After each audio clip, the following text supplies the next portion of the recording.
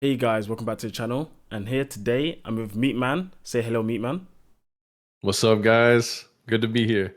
Yeah, man, it's good to have you. It's been a while since I've done one of these chats with someone else in the Monster Hunter community, so it's good to have you around. It's good to be here. Once again, it's good to be here, dude. I'm so happy you invited me to come on and do this. I've been watching your stuff since like 2021, so Oh shit, it's yeah, it's a little surreal. It's a little 2020. surreal like Damn, being man, here. since Rise Days, crazy, Yeah, dude. Yeah. crazy. You were No, one of the good voices during the Rise era.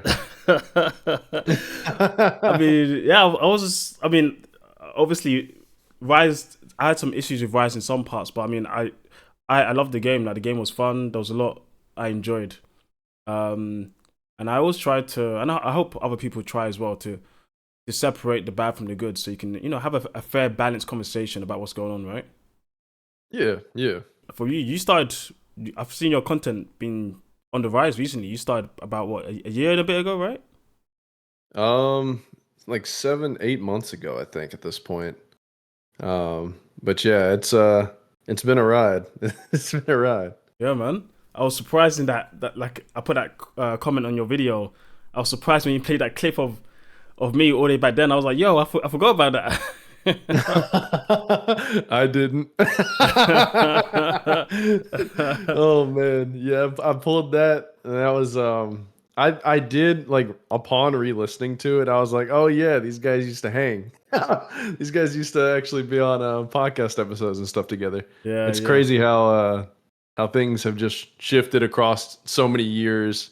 You know, I can Oh, only imagine. You know, I've been at this for less than a year. You've been at this for so many years, and I'm kind of excited to get to that point where I've got lots of years behind me, and I'm like, oh, I forgot I even made that vid, stuff like that. bro, yeah. Time honestly, time goes by when I think about it. Rise was literally, like you said, 4 almost 5 years ago now. It's crazy. Like it's insane as we go by, and then so much has happened. Like Sunbreak came out, and I'm in Wilds, and like things are just blowing up in Monster, and I guess it's just gonna keep on getting bigger and bigger, right? So Yeah, yeah, man. But I got you on here today to talk about. We're gonna talk mostly about difficulty systems. Some of our favorites, guys. So we're talking about Deviants, we're talking about Hyper, Afflicted, Tempered. We're gonna go through the lot, but first, let me ask you a couple questions so people around my channel know who you are. So I believe you started on World, right? You started on World. You played Rise, right? that's right. Yep. Yep. Wilds and GU, which is pretty cool. Pretty cool. And what weapon do you main? It depends from game to game, really. So World Rise, well, World 100% Insect Glaive. That didn't change from Iceborne. That didn't change from base. Insect Glaive is the weapon I have the most playtime with. In Rise, Insect Glaive is what I did progression with on both of my playthroughs. I did one Nintendo Switch playthrough, I did an Xbox playthrough. However, most of my hunt times are actually with bow and DBs. Thank you, Anomaly system, for that.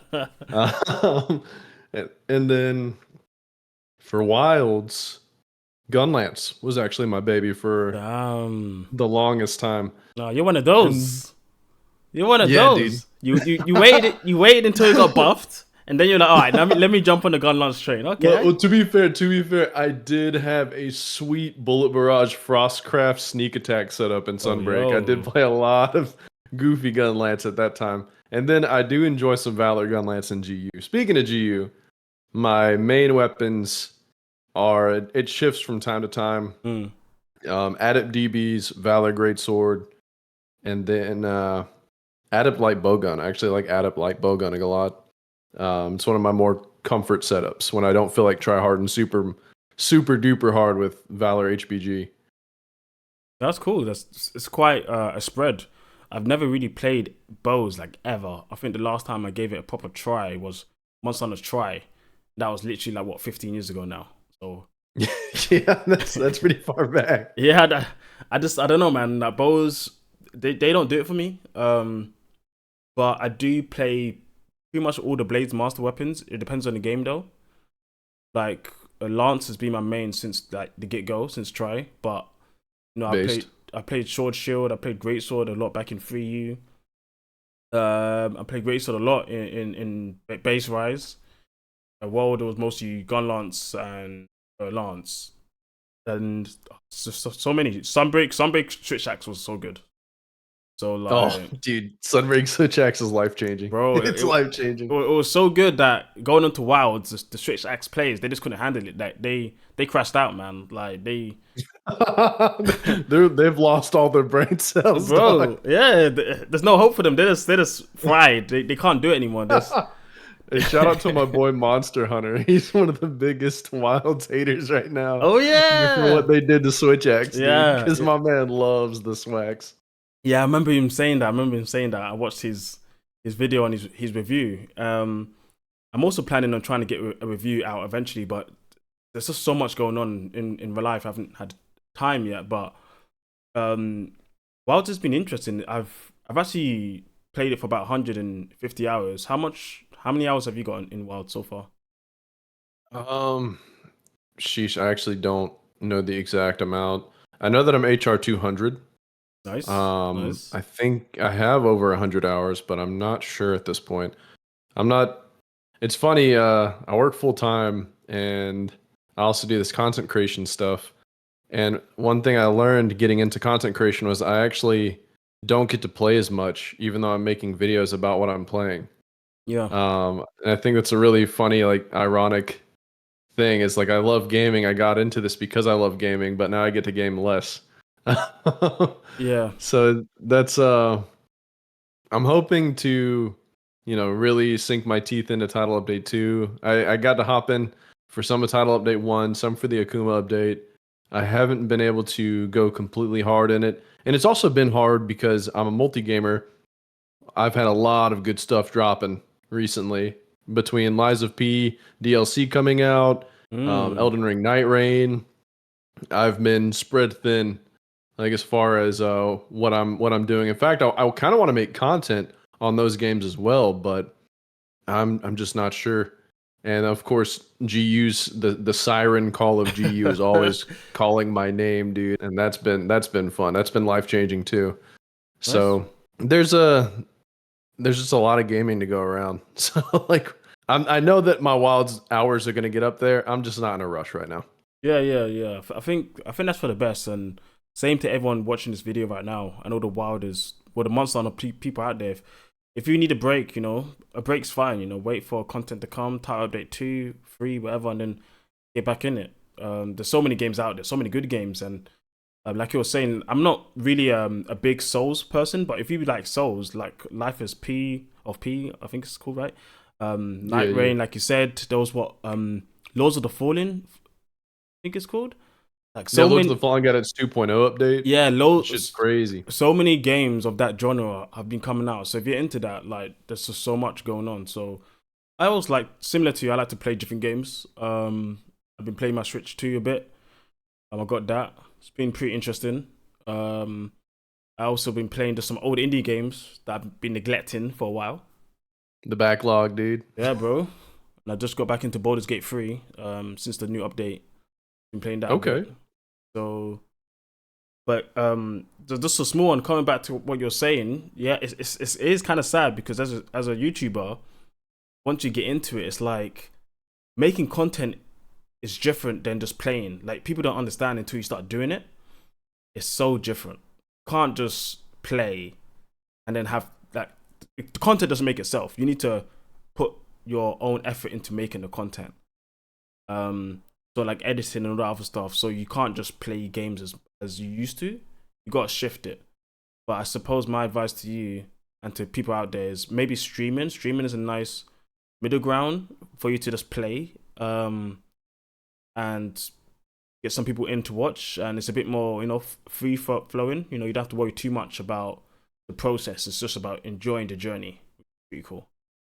Yeah, yeah. I've actually been doing a little bit of streaming on my secondary channel. It's a little bit of a scuffed setup because I've only got one monitor, Oh damn. and I'm also play on my Xbox. So it's like I have to use the HDMI switch over to my Xbox, I use my phone to read YouTube chat while I'm playing. And so it's a little bit of a funny setup, but it works, and I get some of the dogs in there, and they have some fun with me, and it ends up being a fun time. Nice, I man. want to do it a little bit more, but sometimes it's a little bit of effort to set that up too. So it's like it can be hard doing that too sometimes. No, no, I get it, but you know, you got the setup like you said. So at least that's that, right? You started somewhere, you can go on from there. So that's good, man. I hope Yeah, yeah. hope for the best. I appreciate that, man. No, it's cool.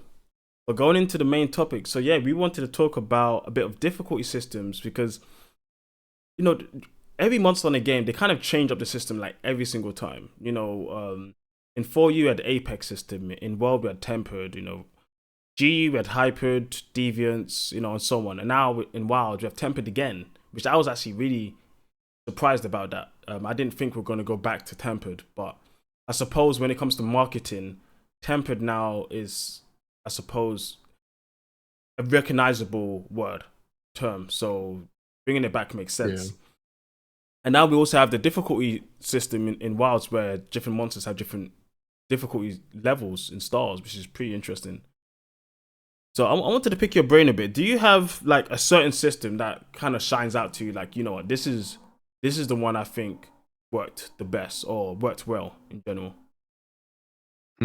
So as far as the ones that I've experienced, I know some of the things that the Apex from 4 did, but since I didn't really experience it myself, I'm going to refrain from like having a complete deep dive into that one.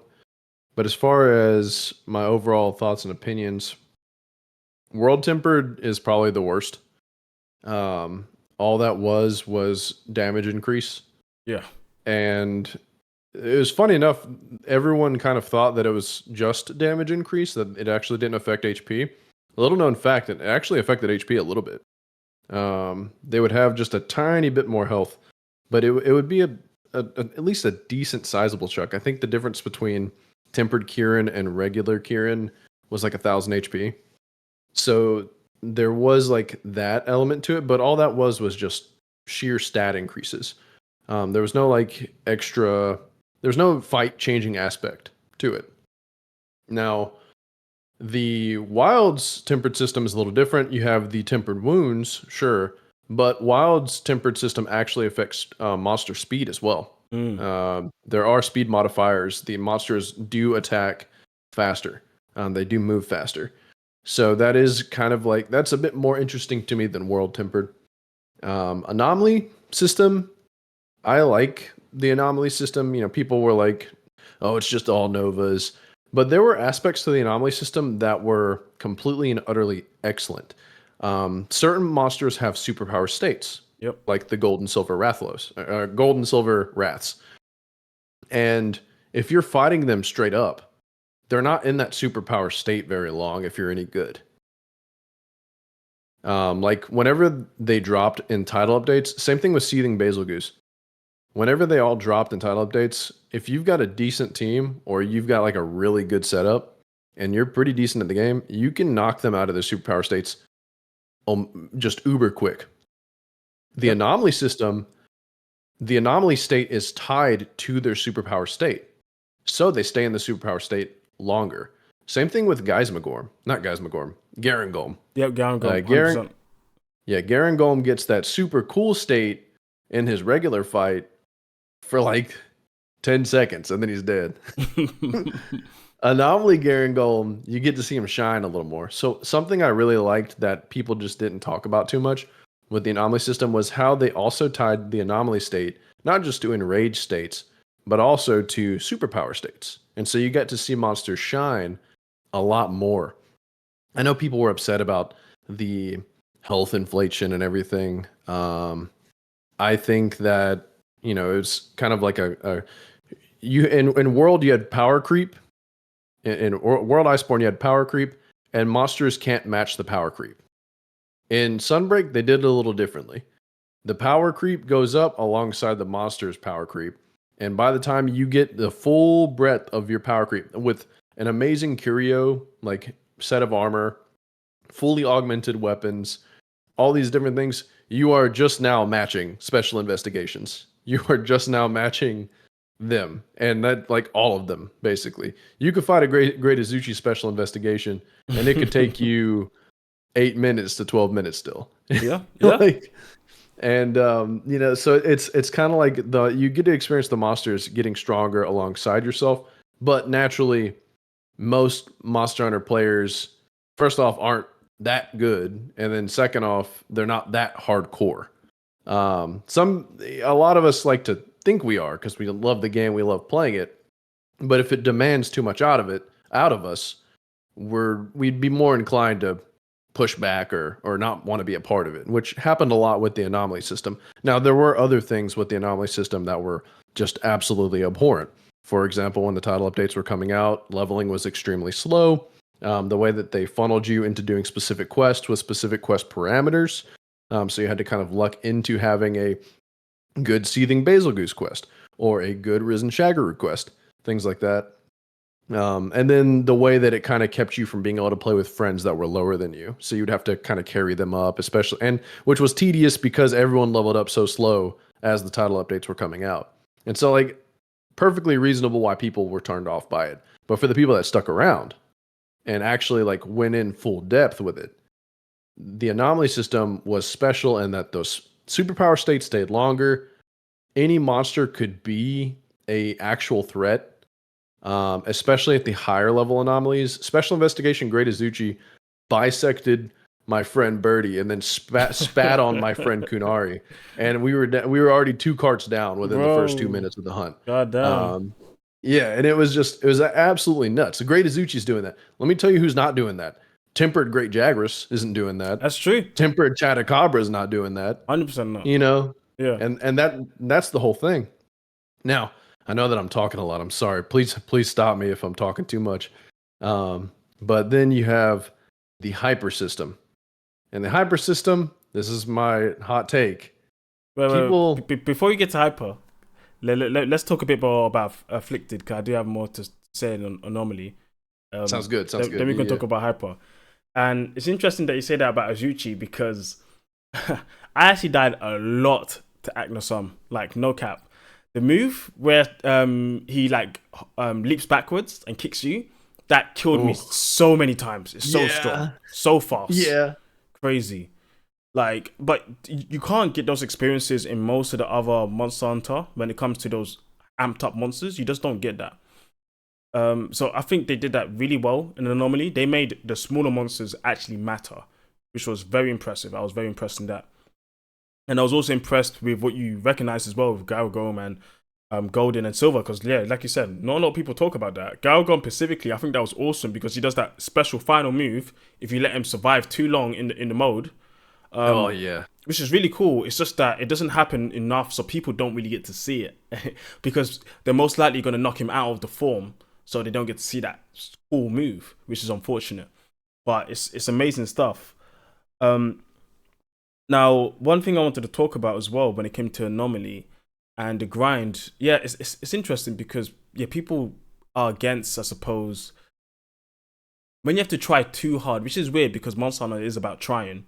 But I suppose when it gets a bit too much for some people, they feel, I guess, they might not feel engaged in it as much. But some of these late game mechanisms, definitely Anomaly, they're literally for the people who want to go the extra mile, who want to stay there, min-max, just keep on playing. That system is literally just for people who want to keep on playing forever, basically. Like, get all your quests to 300, get them to the special Anomaly, and just hunt the craziest of monsters that you've ever seen in Monster Hunter. It's literally for those people. So it's fine if some people didn't feel engaged in that because it was too much. That's fine, you know, because it's not for everyone. It's for the people who want to do it, right? Which is cool. I think that's really cool because there's people who really enjoy just keep on playing like for a long time. So that's nice. I do think they could have balanced how the levels work. Because I believe when you level up some quests, you only get like certain quests back. Like I think if you fight higher level monsters, you only get higher level monster quests. You don't get like a lower level monster quest. So if you want to level up a lower monster quest, you need to actively do those lower monsters, which makes it really long because there's so many monsters in the game and so many quests to do. It does become a bit tedious in some instance, but that's just maybe for me and maybe for you. But there's probably someone out there who loves that and wants to just Yeah. Yeah. grind Azuchi to special investigation to see his friend get one shotted like your friend. So like to each their own, But I think it was good. I do think they could have had more monsters with those special amped up modes like Rathian and Rathalos. That would have been cool to see it more Yeah. prevalent and more. I'm interested in engaging mechanisms, and that's what I'm also interested in what you have to say about Hyper, because I don't know. It sounded like you're about to say something negative, so I'm interested. What's your problem with Hyper? Do you have a problem or? No, no, no. So the community has a problem with Hyper. Okay. Hyper to me is the best Let's go. power system. Let's go. Yeah, You're my dude. boy. You're my boy. You're my boy. Good. Hey, dude, you're base, dude. You're Chad. Look, anytime people criticize Hyper, they criticize not just the damage that monsters do, which it's a superpowered monster. Of course, it's going to do a lot of damage. Yeah. But they criticize the health pool. It's like Hyper health pools are really, really large. Yeah, they're pretty crazy. I mean, the game is designed around you being in a squad of 4 people, so it's kind of understandable. But the cool thing about the Hyper monsters, first off, their own armor, which was absolutely awesome. But the way that it worked perfectly with the Hunter Arch system, you get these danger zones where that will be mobile throughout the course of the hunt. And if you hit them and you put yourself in arm's reach, if it's the arms, you're in the danger zone, and that specific moves using that specific part are going to happen faster and they're going to hit way harder. And it changes the move set of the monster, not in that they get new animations, but they get different timings. Yep. They get more pressure on you because they'll hit you harder with specific things. And those timings and stuff will shift throughout the hunt. You get used to the hyper timing. Oh, guess what? It moved to the tail now. You better get used to the regular timing again. So like, you're doing this, you're working against this hyper monster, and you're incentivized to attack the actual hyper zone because then you can keep on ramping up that Hunter Art damage. You got that Valor Gun Lance using AA flare, or you've got the Adept DBs working towards Wolf's Maw, so you can just absolutely start snowballing damage on your own end. Or let's say you're playing it safe. Let's say you're running like Striker Lance or something, and you have absolute readiness, absolute evasion. You use one Lance charge on the hyper spot, maybe it's the legs, boom, you got both of those back. So you're good to go. And you can pop Anchor Rage again. I forgot what it's actually called in GU, but it's Anchor Rage. Yeah, I think it is. But yeah, you can pop that again after like 2 charges. So it's like there was so much to the hyper system as far as making interesting things. Yeah. And it was also super funny because some monsters just ended up being goofy because of it. Siennatar with the hyper claws, he would do his super like start sharpening his claws and jump at you. It would come out so fast. It was, bro. The animation would look broken. So, it would be so broken. Some of the times are crazy. One that really speaks out to me was Zamturos. Zamturos, when he does his attacks in hyper, he is super slow. There was this one time, me and 2 of my friends were playing against the Zamturos. He was charging up that ice beam and he span around and all 3 of us got one shot. It was insane. And it was so slow, we had no idea, what he was doing. It's like, what's this guy doing? And then he spins around, instant car. Like, what the fuck? Like, it's crazy. Because like you said, some monsters are fast, like Senator or Nagakuga, it makes them faster. But some monsters like Zamtros or Rajang, it changes the timing, makes it slower. And you're like, you have to really, if you're trying to parry something like Adept or use Valor, you're going to have to, hold your weapon longer. You have to get the timing right and your dodges more. Otherwise, you're going to get hit by these faster or slower hyper moves, which I think is really interesting. It added a lot to the actual fights itself, and I actually love it. I think it's the best system because of how engaging it makes the fights. You know, like you said, you need to aim for those spots. You need to watch the spots, and some monsters have crazy stuff like Zenoga. If he gets it on his, I think it's his back or his tail, he shoots out the lightning balls. The lightning balls are huge, crazy big, travels like insane size around the whole map, and it's so hard to dodge. It just makes it so interesting. It makes it a fight basically different just by the amped up state. Now coming back to what you said about the high HP, yeah, the HPs get crazy. I can't lie. But as someone who's been playing since Try solo online a lot, you know, I'm used to big HP. Like, Oh yeah. I'm used to it, so it's fine for me.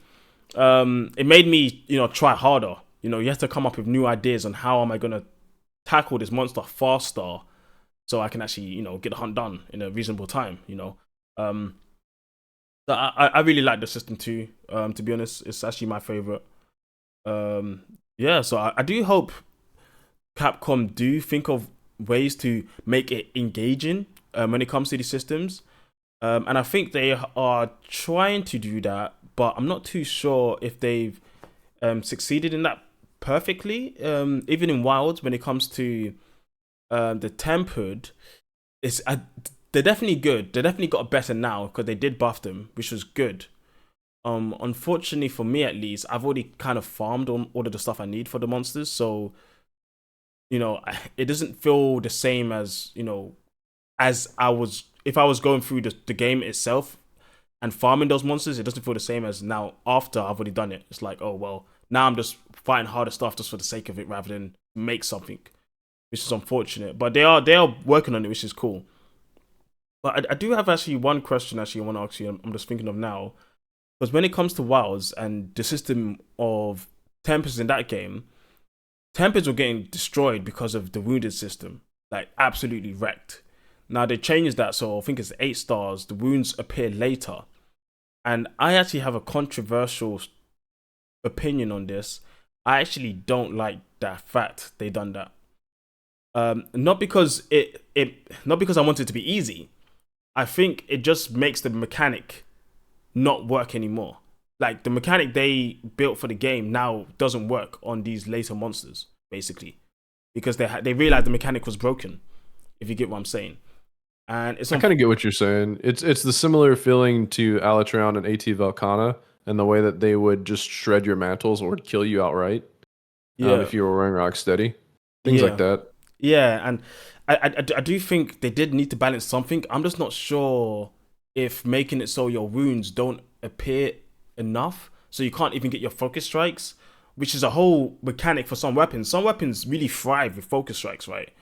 You know, Yeah. and the fact that they don't appear that much, I don't think that was the right way to balance it, in my opinion. I think, at least for me, I would have made it so focus strikes still appear, but they don't get flinched as often.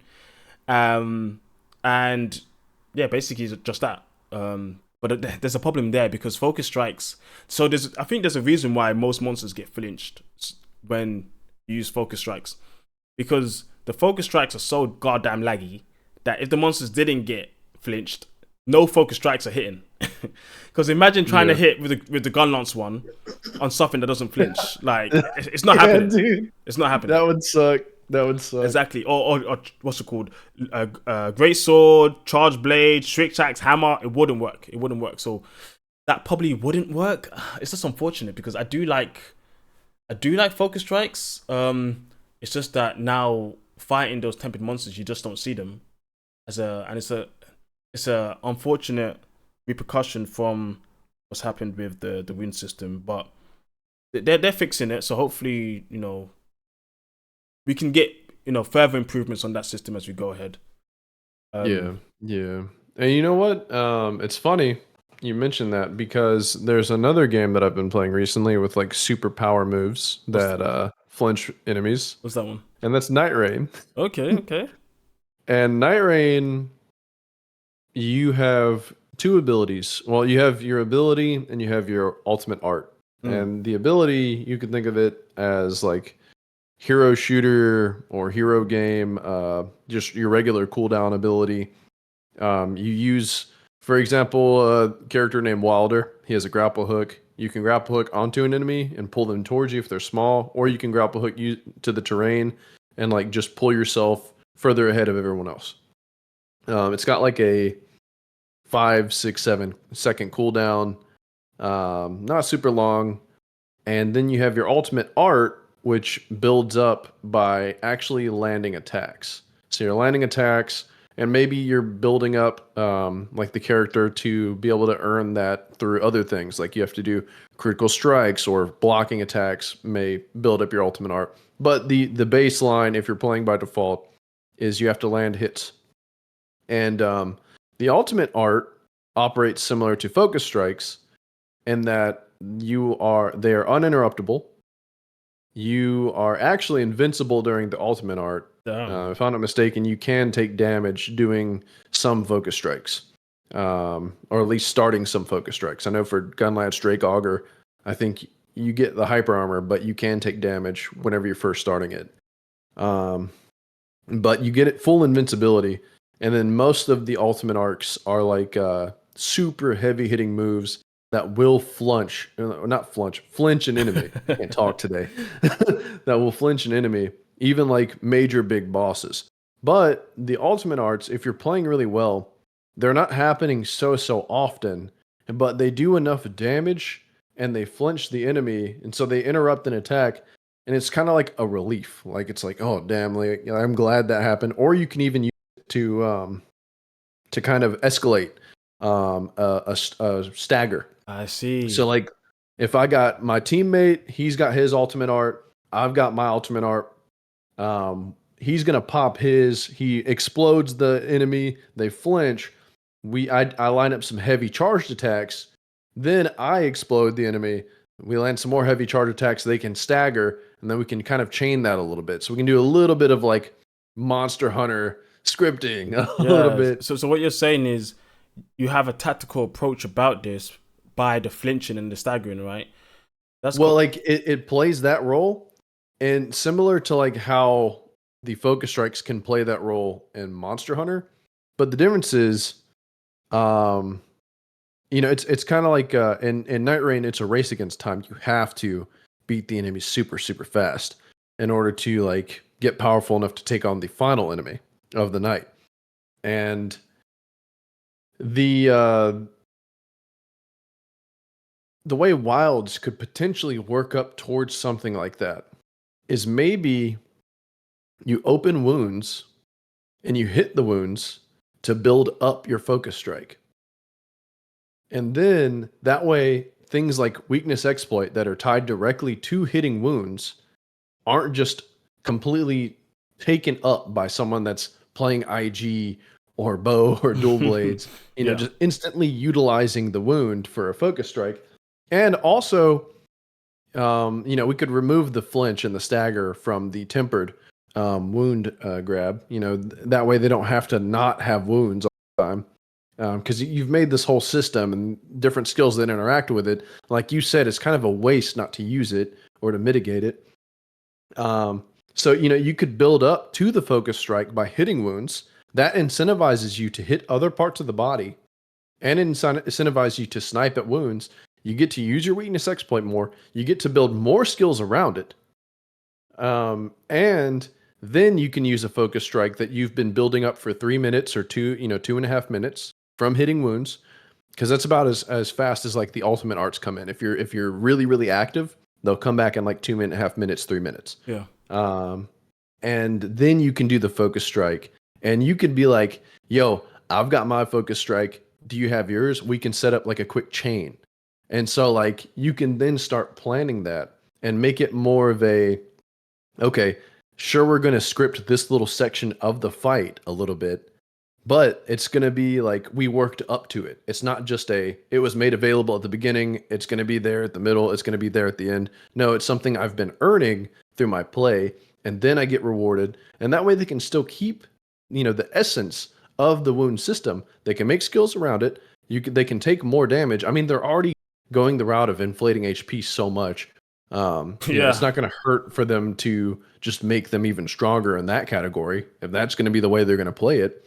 And that way, we still get the focus strikes, we still get the wounds, we still get to make skills around it, we still can make the fights challenging, and they're not just going to be because the biggest thing with the wounds right now is not the damage, it's the CC. Yep.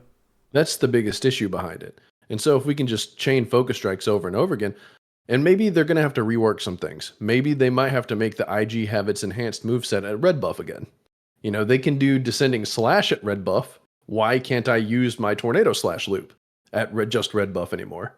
Like nonsensical changes like that. So maybe they might rework some things, but the bones of the system have a lot of potential. They have a lot of promise. I know that what I just proposed isn't like perfect by any means, but I definitely think they could take a look around and they could learn from their contemporaries. They could learn from games like Night Rain, because Night Rain, funny enough, people are saying it's copying a lot from Monster Hunter, but I'm seeing a lot of stuff that Monster Hunter should be copying from Night Rain right now. Damn. Because there are enemies and new bosses that operate not just like a Monster Hunter fight, but some of them do Monster Hunter fights better than Monster Hunter. Wow. And so, like, as far as like incorporating team play, making things engaging, and actually being able to deal with more than one player at a time. Yeah, that's like a big thing. That's a big thing. Yeah. So there's a lot of different things that Night Rain is doing, and they're doing it well. And they're doing similar things like, hey, here's your superpower ability. Here's your superpower, like ultimate thing you can do that can flinch the enemy. And it's like, it's not too strong, but it's so strong that it can make a difference. And, maybe if they just remix things a little bit, maybe it can turn into something satisfying that can make everyone happy. I don't know if it'll ever make the speedrunners super happy because of the way that they changed like some of the flinch thresholds, but maybe some of them might get on board if they do some changes like that. Maybe. I mean, I'm not a speedrunner myself, but I imagine as long as there's a fair like playing field, like if they change the system, and everyone just has to play with the new system, the speed runs would have to change, obviously, but they would be working to a new criteria, right? So I think they would be fine with that, at least from my point of view, I suppose. Maybe we not. I know. Hopefully, Yeah, maybe. Yeah. Who knows? But they're gods on this ethereal plane. They're playing a whole different game than us. Yeah, that's 100%, 100%. But you know what? What you said is interesting. I need to actually check out Night Rain because I haven't. One of my friends told me to. I haven't checked it out. But I do like the idea of that. But to be honest, I have to say everything you just said is basically GU when you think about it. You're hitting the points. A little bit, yeah. You're building up your arts. And then you're letting them go. That's literally GU. So it's already been done. It's been done. It's already been done. It's already been done. So they could do it again. You're right, because I think it's a great idea. Actually, I think that is the way to actually fix it. Because it's about making it engaging, not just making it a system for the sake of a system. Making it so you actually need to play the system. Because right now, I'm just hitting parts and I'm hoping a wound shows up. And yeah, if I can hit a part a certain amount of times, yeah, a wound pops up, which is great. And then you pop it and it's like, okay, cool, I've done damage. But it's not as engaging as it could be, I think. I think your system would make it even more so where you actually have to think about timing your abilities that you build up from hitting the wounds and not just pressing a button when the wounds appear, just to get a free flinch, because the flinching is crazy. But this would definitely fix it 100%. They probably would have to rebalance weapons like Insect Glaive, like I said, like bow probably as well, Charge Blade, and then also balance the abilities themselves, the focus strikes, because if they're gonna take that long to build up to, they need to be that at least impactful enough to make it worth it. Otherwise, people won't use that, right? They'll just forget about it. So yeah, maybe they like build up to a hard knockdown. Maybe like after. Because that's kind of what I was getting to with the whole Night Rain thing, was the ultimate arts do flinch the bosses, but they don't hard like stagger them. They don't knock them down for a critical hit. But if you do like 3 of them, and everyone's also taking advantage of the downtime by using like fully charged heavies, then they can get staggered. Yep. And so it's through like careful plotting, and it's like I'm thinking the same thing with like Wilds. Like maybe the focus strike could do heavy, like actual hard knockdown damage.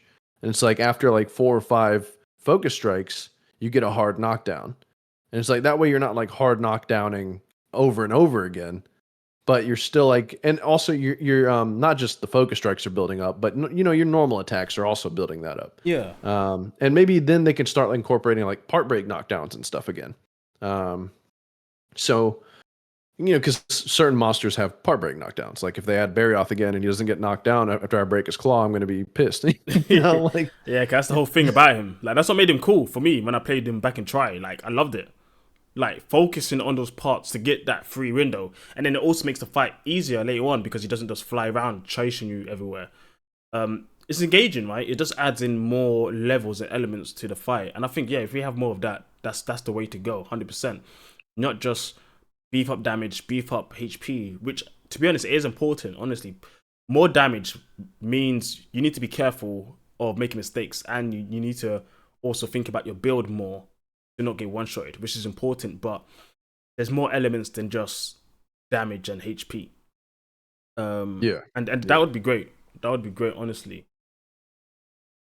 Yeah, man. I hope Capcom do some of that or something when it comes to that, because flinching, I suppose I was playing GU with my friends the other day, and we just started a new profile. We're just going through the game. And the amount of coordination we need to have in the game, at least at the start, is way more than I've had in the newer games, in the 5th gen and 6th gen so far.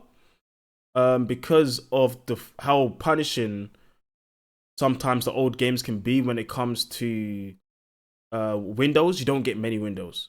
You can't just knock over the monster as much. You can't just paralyze it all the time, or, you don't get as many of those opportunities. And making those opportunities by actually playing and working as a team, I think is super important. I think it'll be great if they add that in. So I'm with you on that one, man.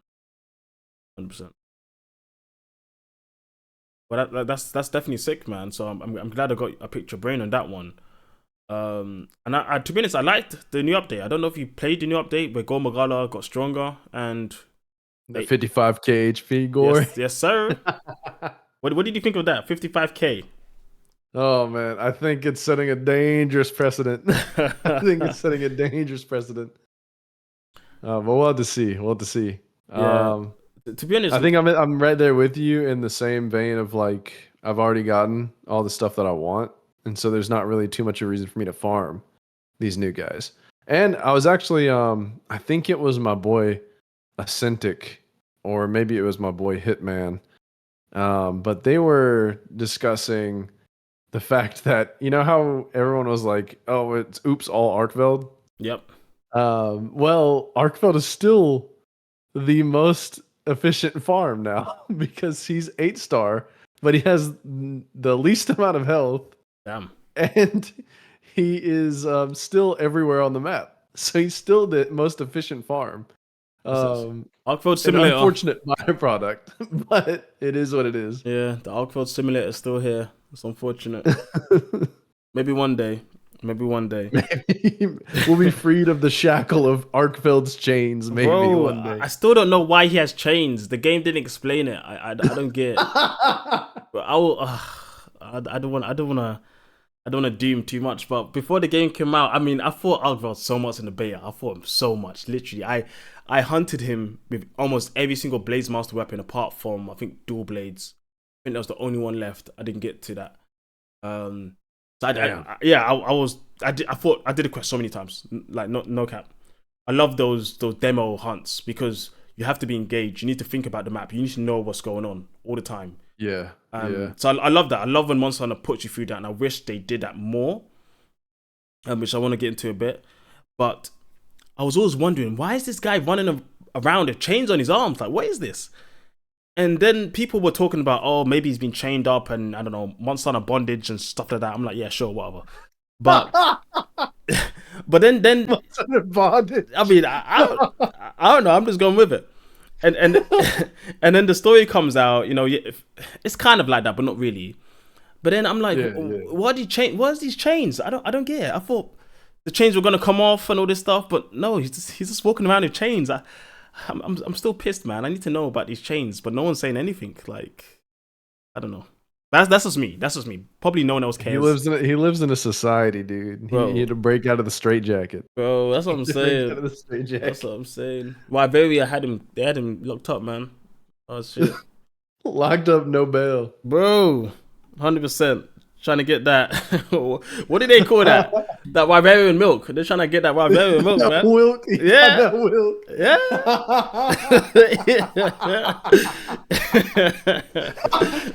yeah. Which is funny considering in the middle of the Guardian Arkveld fight, he breaks off to go bust open one of those Wilk shakes that are on the wall. And he's just slurping that shit. Yeah, bro. He's a fiend, dude. He had to be locked up. Yeah, he's He hooked on it had to be now. locked up. He's hooked on it now. Damn. Oh. Yeah, that's why we had to put him down at the end, didn't it? Couldn't have that again. You got a taste of Wilk and killing, and nobody could stop him, dude. Yo, that's crazy. Damn, I gotta remember that one. Oh. There was something I was gonna say as well, actually, when it came to, oh yes, when it came to, so the beefed up monsters, like I was saying, I think is great. But one thing that I think a, a long fight only matters when supplies matter. In the way that if you can just go restock as much as you want, a long fight is just a long fight. Because if you can just drink as many potions as you want and then go back and restock. So I think more HP matters less when in the system in the 5th gen and 6th gen where you can just drink whenever you want. I think they need to figure out around that what they want to do, because I do like high HP monsters, but it's not as impactful when just you can get as many potions as you want. Like in the old games, you need to be careful of your potions. Like Generations Ultimate, let's say you find an EX, I'm making sure I got all my potions. I'm making sure I got life powders, the extra big life powders, mega potions, more potions to make more potions, ancient potions, mega, like everything. I got everything stacked up, right? Max potions as well, nutrients, the whole lot. But because I can't run out, if I run out, that's it. There's no more. But when you can restock, you don't need to worry about that. Yeah. You Yeah, don't. you have effectively unlimited HP.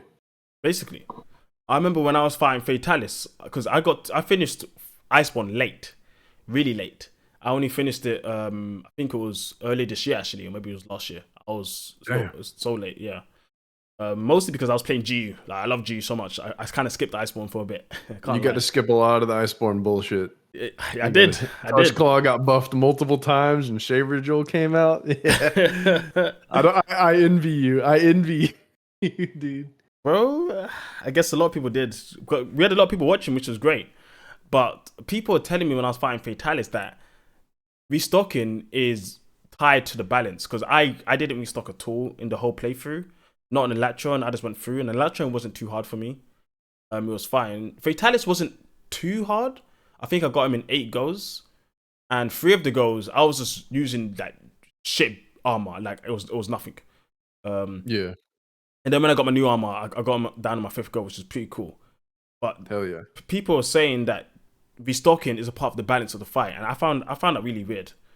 That I could just run out there, get hit a lot, and then just restock. Like I should be punished for restocking. I'm sorry, I should be punished for getting hit, not having that way out, right, for making mistakes. At least in my opinion.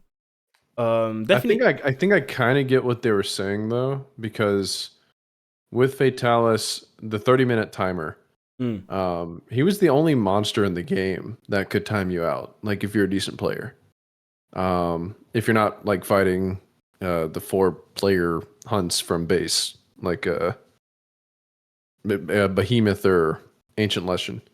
But Fatalis, like one of the biggest issues people had, because they gave you 5 carts. One of the biggest issues people had was timing out. At least if they didn't plunder farm Fatalis gear, and then make that. But when everyone was learning the hunts and everything, because I know you said you got back to Iceborne late, so you didn't fight Fatalis when Fatalis launched, right? Yeah. But yeah, okay. So when Fatalis launched, like it was very hard for anyone to beat them. I don't think anyone beat him on their first try because he's similar to Alatron in that he was a puzzle hunt. Like certain things about him were like the breaking his horn to make him not one tap you with flame attacks in the third phase. People were using cannon strat at the beginning. People were using roaming ballista and they were trying to hit the head. Whenever if you hit the belly tenderized, it would take out like 20% of his health with Damn, heavy artillery. Um, easy. I didn't so know like that. there's so many different things that we know about the fight now. We know where the one shot binders are and stuff. But when everyone was trying to figure things out, it was very common for people to time out. They were using all 30 minutes. And so the concept of okay, you can use a Farcaster and you can restock, but you might time out if you do too much of that because your first kill is probably going to come down to the wire unless you're absolutely goated. And I know for me that's how mine was. My first kill it was within the first day. It was on my seventh attempt, Come seventh on, attempt, I think. come on. And Fatalis was the only monster in the entire game that made me repeat the fight solo. Wow. Um, Well, you're busted. besides, well, I played IG. Oh, I yeah, played IG, so I could skip mechanics. yeah, yeah. True, true, true. So, and Behemoth actually stopped me, but that was like, oh, he's made for 4 people. Okay, I'm not gonna fight him solo anymore. And then I fought him with a group, and we killed him. Um, but like Fatalis, like something with one player health scaling. Because Alatran, I beat him first time I fought him too, but I didn't get to him until like months later. But I fought him with a raw build, anyways. Oh, wow. Yeah. Well, it's like I saw all this like anger about elemental DPS checks, and I saw kill times, and I was like, oh, I'll just kill him with raw. And if I eat him, I eat a couple escatons, whatever.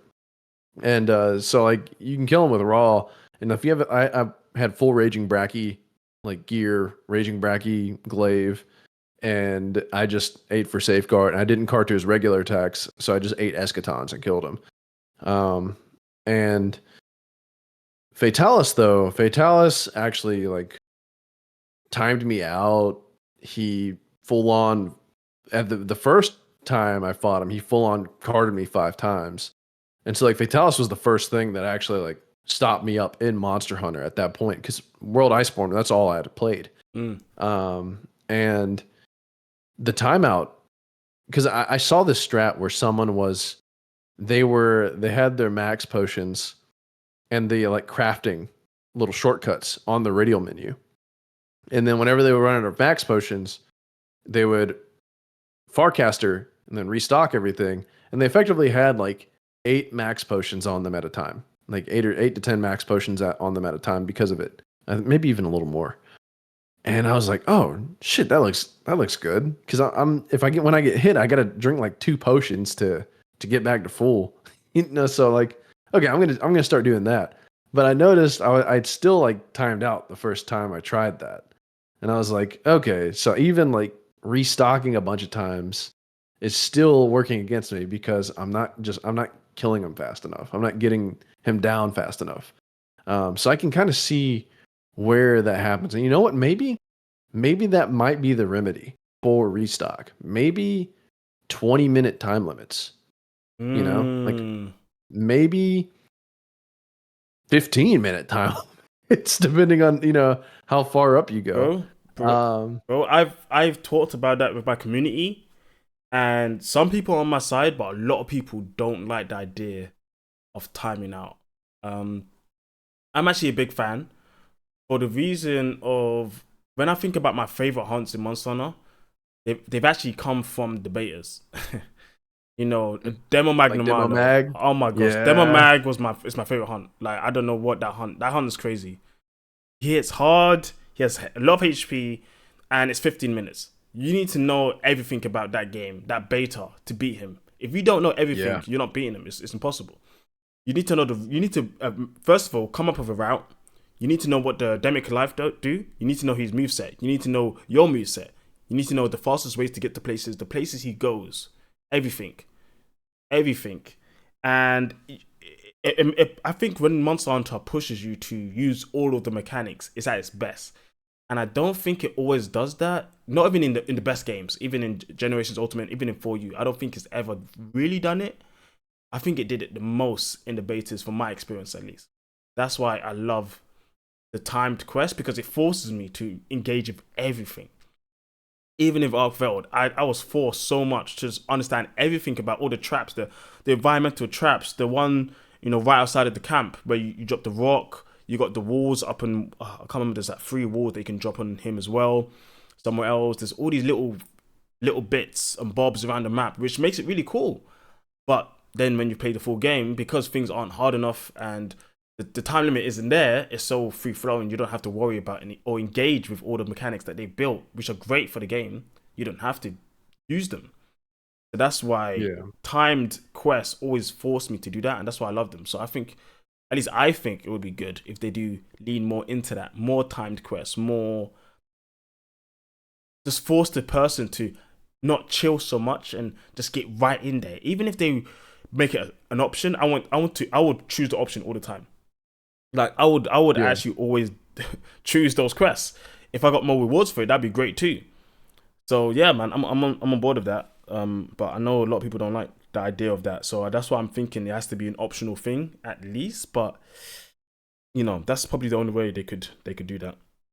Yeah. Well, that's the hard thing about difficulty, right? So like there's multiple things that could keep different mechanics in check. So like restock would be kept in check if monsters had accessible one-shot moves. Yeah.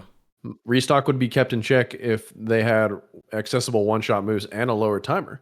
So you still had, like, that's Demo Magnamalo in a nutshell. He had regular moves, like 3 of them, that could one-tap you if you didn't get any health Spear Birds.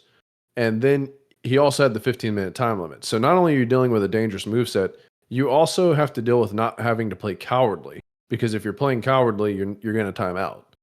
So there's different like elements that really, like you said, push you, that make you use every single aspect of the game to your advantage. It really makes you the master of that world.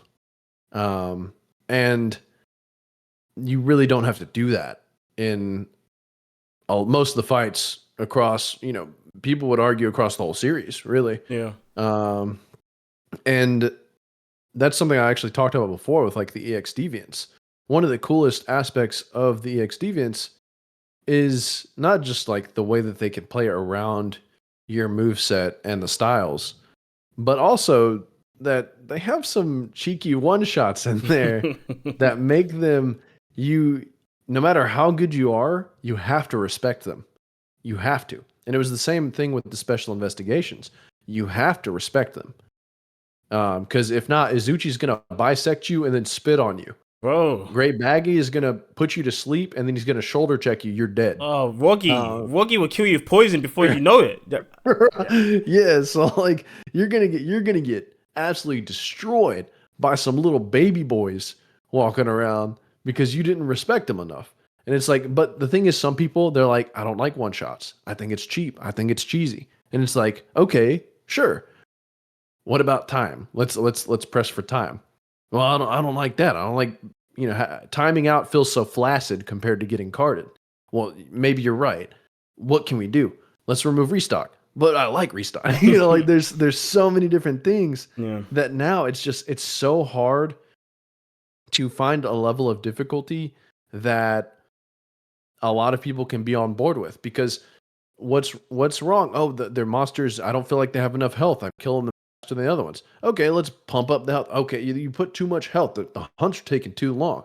Uh, and you expect me to hunt things over and over again so I can up my level, my anomaly, but the hunts take so long. So now I don't want to play the game anymore. Yep. Yep. It's just, It's too it's much. so hard. You're right. It is hard, and it's getting harder. And I don't think they know particularly what to do about it, and I think it's evident because the changes they made with wounds and the changes they made with 8 stars, that was due to fan reaction, right? It wasn't. Yeah. It wasn't intended. So they don't know what to do, which is fair enough. It's really hard. Definitely, as your audience grows so big, so large, how can you satiate the difficulty for old fans, for fans from 5th gen, from fans who are new now? It's almost impossible. That's what leads me to say I think it's about time they just add a difficulty scaling because I don't see another way. Honestly, I don't. And I thought Wilds they would do that with the star level. I don't think they tapped into it enough, honestly. Um, for example, I think something that would have been great is when you start the game, you choose you want to play on easy, medium, difficult throughout the story, like so at least single player. And if you do easy, you mostly fight 1 star, 2 star difficulty, medium 3 or 4, and then if you do hard, then it's like 5 stars, 6 stars, only 5 and 6, and you can change this whenever you want. It's up to you. That way, at least, if you want the harder fights, you're always forced into the harder fights. You know, I thought that would have been cool. Lean into this mechanic that you've made, but they haven't done that, unfortunately. And definitely before this update, you would see a lot of level 1 Chachacabras on the map, and I don't want to fight level 1 Chachacabra. I don't want to do that. I don't want to do that Yeah. when I've already fought level 5 Gormagala tempered. So I would prefer if they would just let me just choose at this point. Let me just choose what I'm fighting, what are the conditions, and let me just go. Then I probably would, I would be fine, and maybe people could kind of, craft their own experience that way. And if they're building the games more in the way that you can do kind of whatever, you can start your quest however you want, you can progress however you want, you can build however you want. So just let people create the quest how they want, I suppose. And in that way, also, if they add in tie-in rewards to that too, the harder the hunt, the more rewards. So at least it feels like, okay, if I go out my way to make it super hard, I get more rewards. Similar to a lot of those, roguelike games or indie games where you stack on extra penalties on yourself, and you sometimes get more rewards for the extra penalties. I think Monster Hunter would benefit from that greatly throughout the whole community, no matter what skill level you're at. There might be some difficulty balancing that when it's multiplayer. Like, how do you determine how the system works? Like, would it be one person creating the quest and then everyone else just joins that person's quest? Maybe it's just like that, and that'd be great. So then we can have those 15-minute tempered level 8 star Gormagalas, which would be crazy with 55k HP, right? Only the best people are doing that quest, but you get loads of rewards, which would be cool. So I think if they do that, that would be great, at least. But I don't know. What do you think about that? Are you on board with that, or have some issues with that? I think it's funny because this discussion has happened in a lot of adjacent communities and stuff. They're flirting with different things with the star system, and I do have to say that being able to pick what stars you would have access to at any point would be it would be probably a better thing than just resting until you see another 5 star or resting until you see another 1 star. I'm tired of that, man. I'm actually tired of that. Yeah, yeah. But so there's actually, if I'm talking too much, feel free to stop me. Feel free to interject. But I've got a lot of different things on this one. You go. So first off, the main argument someone would say that because there's the knee jerk reaction is I don't want difficulty scaling. I don't want difficulty sliders. Monster Hunter should just have its own difficulty. It's same thing with the Souls community or anyone else. It doesn't need a difficulty. But the main argument for that is so that players can have a uniform experience. Me and little Johnny Two Shoes that just started in Wilds, we're gonna have the same experience, and we're gonna experience the same monsters, and we're gonna get through the game, and we'll both be able to relate to each other because of that. But that's not true, and that's never been true for Monster Hunter, because there have been weapons and matchups that are better or they're worse. Exactly. I was gonna say that. I was actually gonna say that, but yeah, go for it. Yeah, so the idea of the uniform experience already doesn't exist, and you can see this clearly with people that every single iteration they have different monsters. They call them walls. They have different monsters that stop them up or beat their ass. But then you have other people that are like, "Wait, you struggled with that? You struggled with that?" Whenever I tell people, "Yeah, I didn't get stopped up in World and Iceborne despite it being my first Monster Hunter until Fatalis."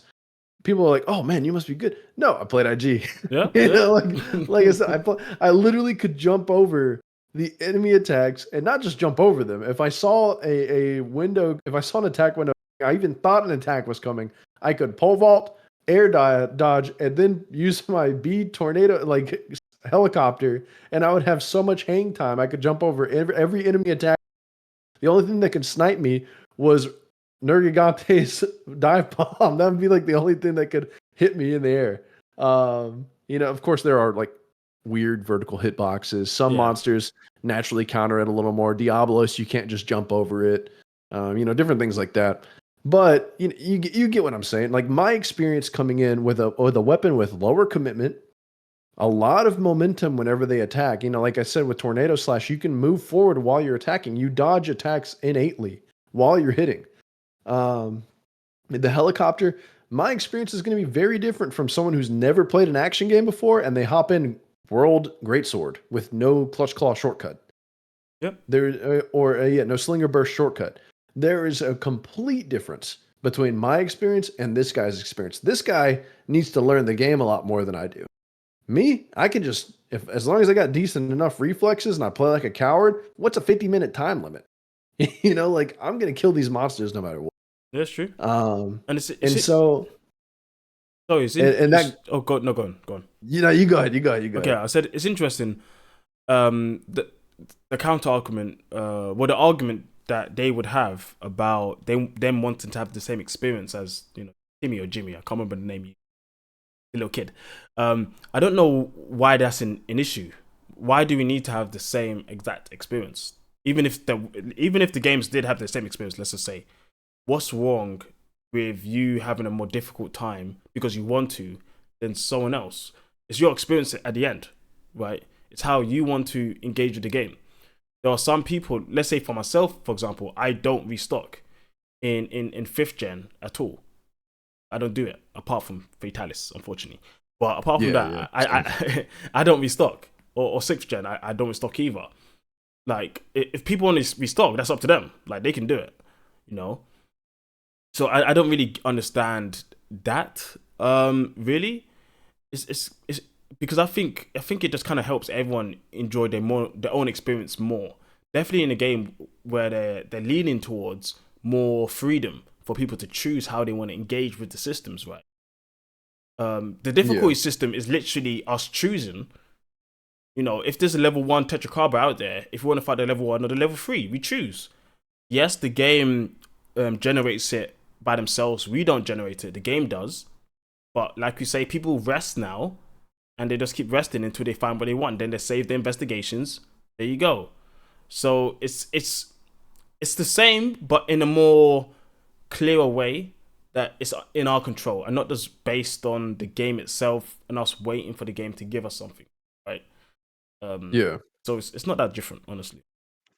Well, to shed a little bit of positive light on the mindset of like the uniform experience, Yeah, it mostly comes from um, just any normal like adventure game or action game that doesn't have too much difference in the way players have to like. In Monster Hunter, picking a different weapon changes 100%. In Dark Souls, you might have some variation if you're playing like a heavy weapon but that's about as far as it goes. Either way, you're still like doing martial combat, and the move set is still simplistic. The overall like combat is a bit more simplistic, and so the experience is a lot more shared.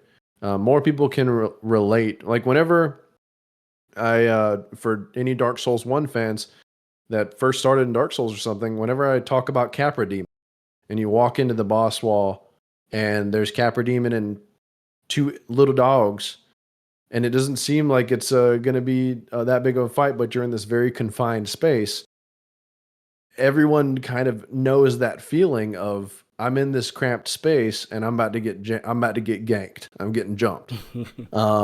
And I'm getting jumped by an oppressive enemy and two of the most annoying enemies in history of games, but period. And the experience of mashing R1 and flailing around and spam rolling, panic rolling, whatever. That's like a shared experience with a large portion of the fan base. Yeah. Whereas if I were to talk about Monster Hunter World and be like, man, Paolumu should be in the pancaked, people be like, what are you talking about? Like, what are you talking about? Oh man, Diablo's charged me. The Lance guy is gonna be like, the fuck are you talking about?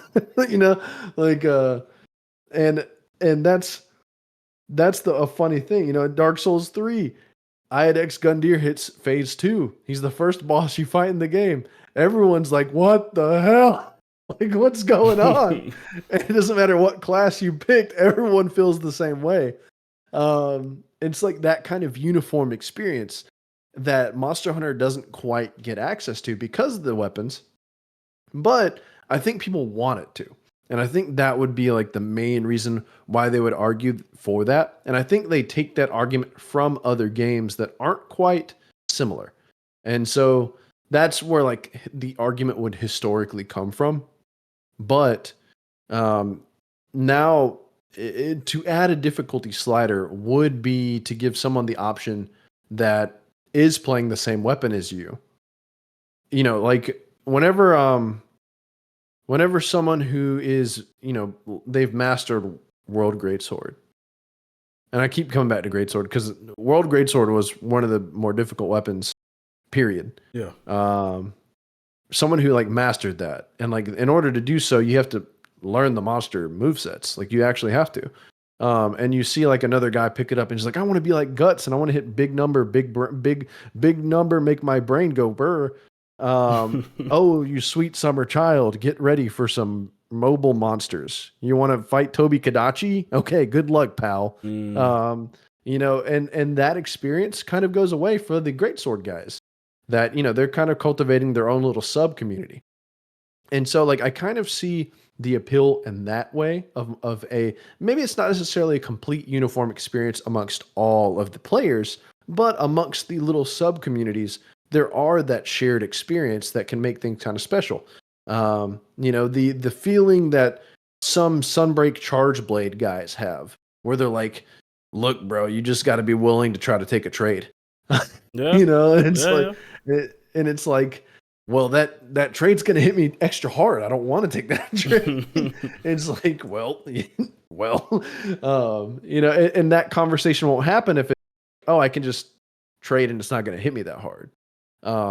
So there is like some appeal to not having a difficulty slider, and I think that a good like happy medium would be something similar to the so the deviants. You had to have the deviant ticket to fight them. Yeah. I think something that could happen because the 1 to 5 star system is baked into wilds already, and the biggest issue is we're having to rest until we find the desired star that we want. And, higher stars yield higher rewards, but, there's just not enough variance in the reward in of itself to really make too much of a difference. Maybe they can tune that up a little bit. And maybe they could use some kind of ticket system where you're like, okay, I can go to Alma or Nada or some other new NPC they introduce, and I could be like, okay, and maybe they like add some kind of lore aspect. It's like, oh, and they could take it. There's so much inspiration from DOS and Wilds already. They could literally just take a season system from DOS and be like, oh, it's the season of, they already have like the different weathers, but they could be like, oh, it's the season of hibernation or whatever. I'm just kind of spitballing. But monsters right now are in more peaceful era, so you're more inclined to run it like 1 to 2 star, and then you can expend a ticket to get like the season of violence, where you run it to 4 and 5 stars only, and make the tickets a little more easily accessible. Maybe fighting higher star monsters gives you higher star tickets, and lower star monsters give you the lower star tickets, and make it something you can expend. And you just have a full-on day of only those types of monsters. And that way you can kind of personalize the experience a little bit more without the risk of some newbie coming in and playing through the entirety of the game on the lowest difficulty possible and then stopping at the story, at the end of the story. Because at the core experience of Monster Hunter is we don't want to keep people. We want people to share that experience with us, and that we want them to see what makes the game special to us. And part of I can say that World didn't do a good job of teaching me exactly how to play No. as I was playing it. And most people, it doesn't happen that way. Most people they don't get taught completely how to play. Maybe they beat the monsters over the head until they go through it, and maybe they hit a wall later on. Plenty of famous examples from streamers just burning through the game, and maybe they get stopped occasionally, but they still get through it, and they end up fighting Alatran without even knowing how to use half their kit. Yeah, I actually think that's the main issue that happened in Iceborne with Electron. People just didn't know how to play the game, and they reach a monster that forces you to play the game, and they're like, "I just spent 80 hours not knowing how to play the game. Why am I forced to know how to play the game?" And it's unfortunate. It's hard to resonate that because of the cognitive dissonance of I've played this game so long. There's no way I'm bad. This monster must be bullshit. Yeah. But that's not true. And Monster Hunter, I don't know how many people are this, but it's kind of like Rocket League. I don't know if you ever played Rocket League. A bit. It's car soccer. So you know exactly what I'm talking about. So back whenever Rocket League was in season 2, I was in the top 12% in the world. Let's go. On Xbox. I played so much ranked. I loved Rocket League. And but the steps to get there, where you're starting on the ground and you're fumbling around and you're just really, really, really bad, but you don't know how bad you are. And then you see a guy and you start getting into those matches where dudes are like double jumping and then tilting their car up to get more air and like hitting the ball like that. And you're like, you can do that? You don't just have to flip everywhere? Yeah. And then you start trying that. And then you see dudes that are not just doing that, but they're also boosting while they're in there. So they're flying. And they're hitting the ball while doing that. And it's like, well, you could do that? And you start doing it. And then now you get to a point where weeks later, you're flying all the way nearly to the top of the ceiling, hitting balls, spiking them down from half across the field, and you can effectively shoot accurately from anywhere on the field at any point. And then you look back at how you were before, where even if you had a point blank goal, you would still hit it out of bounds occasionally. You wouldn't hit it in the goalpost. It's like, I really was that bad. And I kind of equate it as in Monster Hunter World, Rise, Wilds, you can beat any of these games and you could not even fly. You could jump in the air. Maybe you'll double jump. Maybe you'll tilt upwards to get some airtime. But you can beat any of these games without flying. You can beat the DLC without flying. But there's a certain point where you start getting glimpses of it. And maybe you're watching speedrunners and they're flying and they're doing shit. And you're like, there's no way I could do that. But you could. You could. Maybe not like exactly as they're doing, but you could do little things. Like you can tighten up how you move around an enemy's attack so you can start targeting the head faster. You can avoid specific attacks in a more intelligent manner. Instead of, just running away and being scared, you can maybe dodge around the right of a right claw swipe, and then you can begin hitting as the left one happens, and you're just out of reach. You can do little things like that. You can slowly get better and better. And but Monster Hunter New Gen doesn't push you enough to make you do that, because you never have to worry about timing out. You don't have to worry about carding out, because none of the attacks one-shot you. And as long as you've got your head on straight, you can easily sheath your weapon. You can heal. You can restock. Endless heals, whatever. So you never have to worry about failing. But then you get something like Alatron, where you can't even Farcaster out. Yep. And the monster is the only monster in the game at that point that can two-bang you with any move, even with Health Boost 3. And then you're like, whoa, I've never topped my health off. I have been too reliant on restock. Um, I don't understand these mechanics, which to be fair, Alatron did have a bunch of mysterious mechanics. That's Um, true.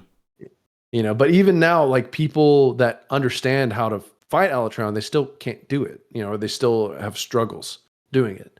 And it's because they never learn.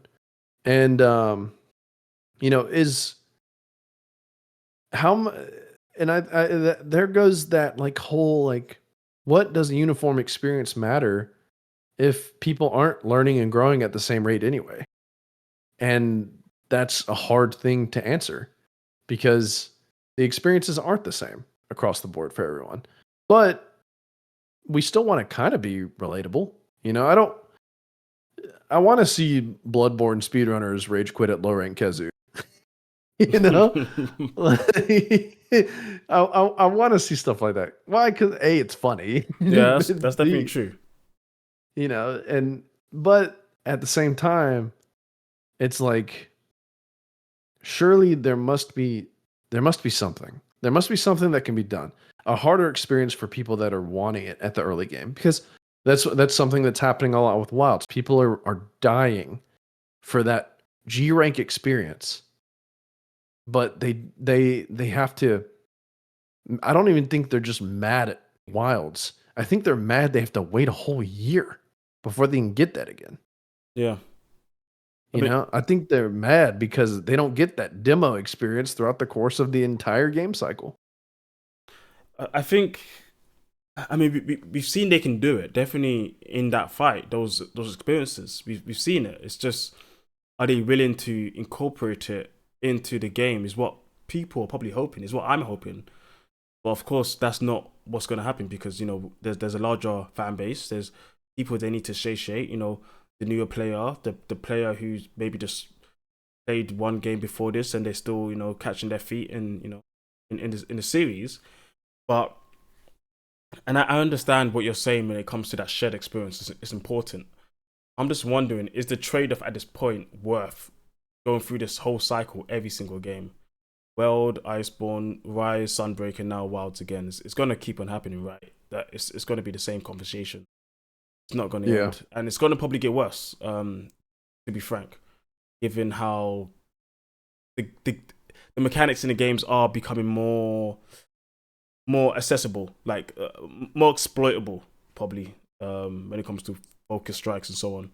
This instant, so it's difficult, and maybe the answers we put out or the solutions we've thought of aren't the correct one, but there has to be something that Capcom do come and try to implement to fix this.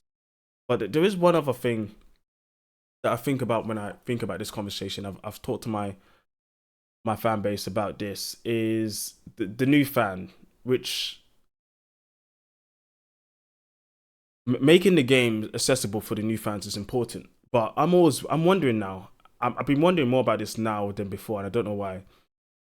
Is how long are we gonna say, or Capcom in general, gonna say, okay, we need to make it engaging for the new fan? Like, are we gonna say the same thing in seventh gen, eighth gen, ninth gen? How many more new fans do you need to make it accessible for before you start thinking about the bulk of the fan base? Like when it comes to what they are hoping for when it comes to difficulty, right? Because at some point, Yeah.